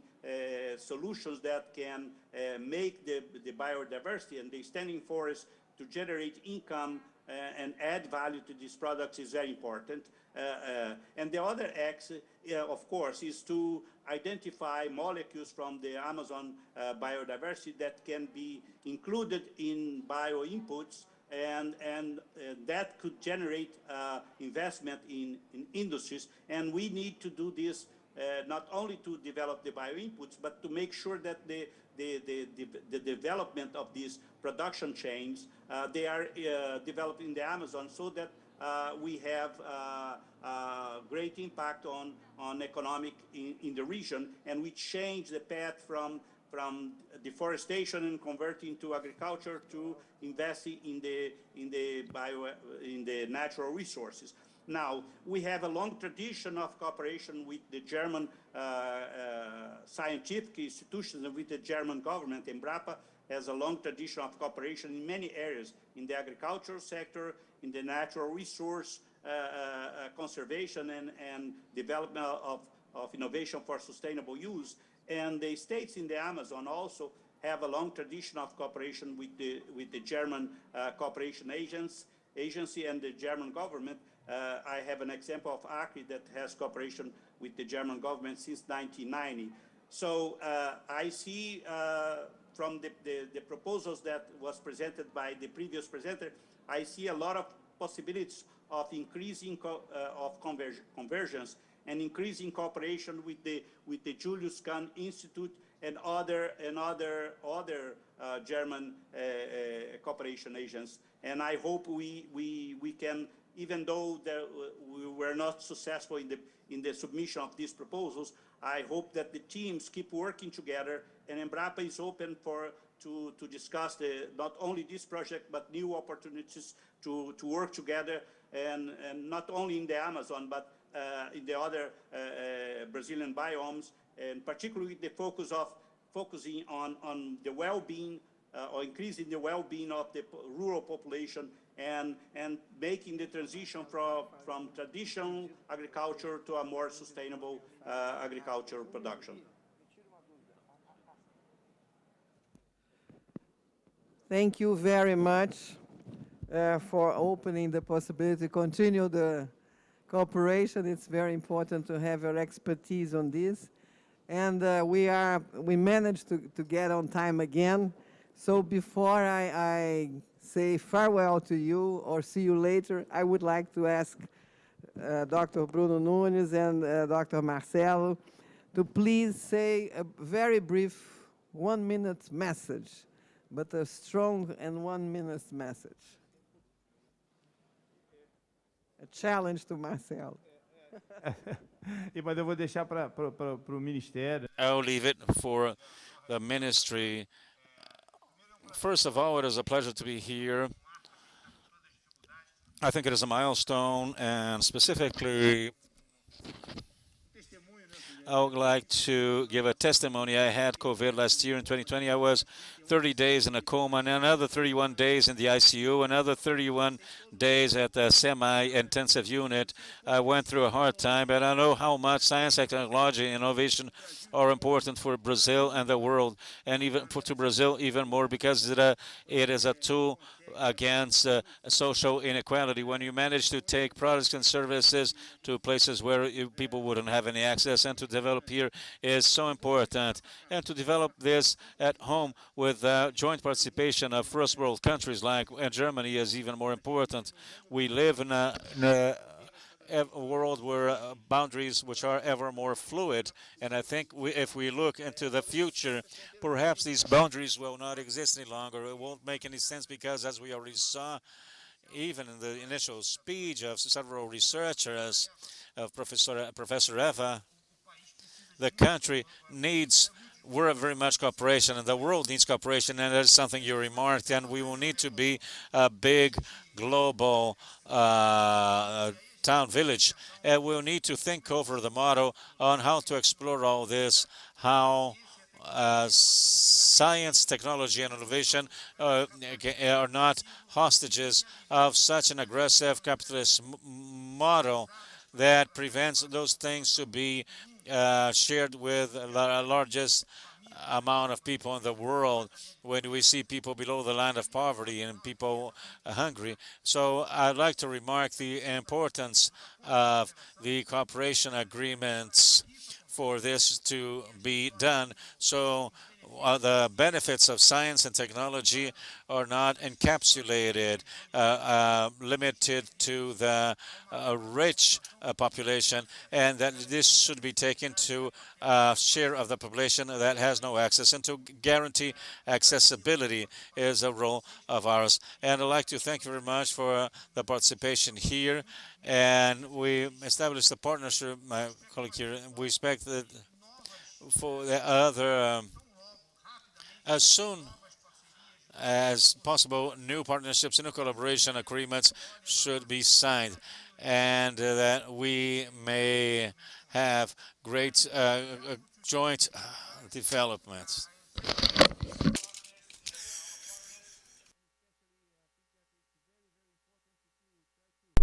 I think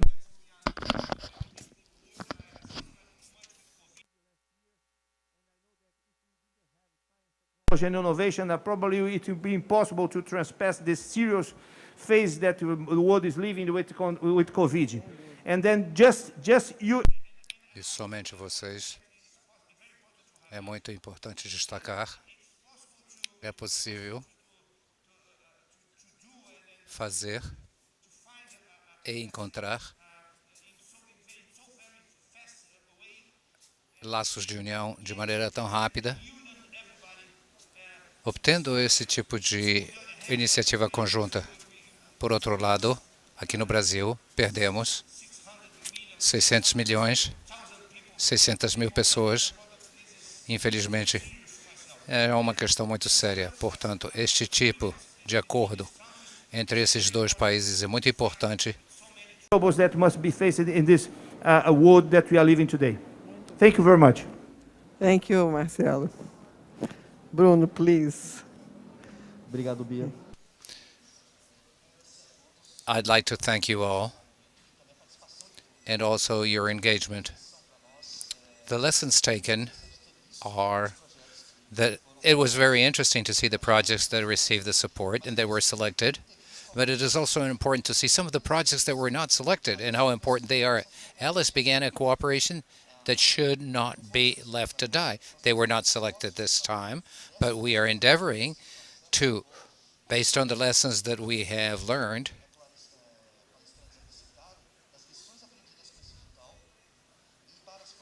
and for future cooperation, and even for these focal groups and the projects that were conceived, they should continue.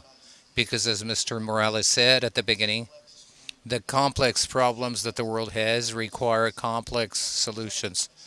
They call for cooperation among us. Marcelo mentioned the vaccine. We still have a great challenge with the pandemic. We see the new spikes of new variants of COVID across the globe. And only through awareness and technology will we be able to overcome these global challenges. The pandemic brought into light these major problems and several others. We have just ended another COP encounter, and we showed there the steps that we have to take with regard to climate change. But we have other challenges, the issue attaining hunger, and we also have global syndemy, which refer to the impacts that climate changes have in food systems, and also malnutrition, the issue of income distribution, of inequality. All of these are issues that science and technology should be aiding to solve. And so, therefore, our role is to guide scientific research towards the solution of these problems. So, as a takeaway for us, we have several points that we will bear into consideration in the next meeting of the steering committee next year. And depart from what Kamado said. Do not let motionlessness prevent us from moving ahead so that we may deepen the relationship between Germany and Brazil. I'd also like to thank all for your attendance, and I'd like to thank or rather congratulate the projects that have been contemplated and encourage the other ones that continue with us so that they deepen and strengthen this relationship so that we may, in a timely fashion, secure the funds to sponsor them. I think you did I cannot add anything beyond what you said already, because when Marcelo says about the boundaries, that doesn't exist anymore. We are living in a global moment. It's a global, we have only one planet. We must stop, we must change the paradigm. Because when we say, oh, the clock is ticking, I would say that the bomb is ticking. It's very dangerous, the scenario of hunger, inequality, and how bioeconomy can be a way through this horrible challenge that we are facing. So I think that what Marcelo and Bruno says is absolutely what I agree and underline. And so I finish this fantastic moment we had. We had here in Brazil a whole moment. You had a whole afternoon, but otherwise we shared together how important is our cooperation. Cooperation still and will be the name of the game, and it's a privilege to have FINEP, to have the Minister of Science and Technology and the Minister of Agriculture working together to see how we cross this big challenge that the center is passing through. Thank you very much, Dr. Eva Miller again. Thank you all the speakers that were here with us all this period. It was really a privilege for Green Rio to have you with us.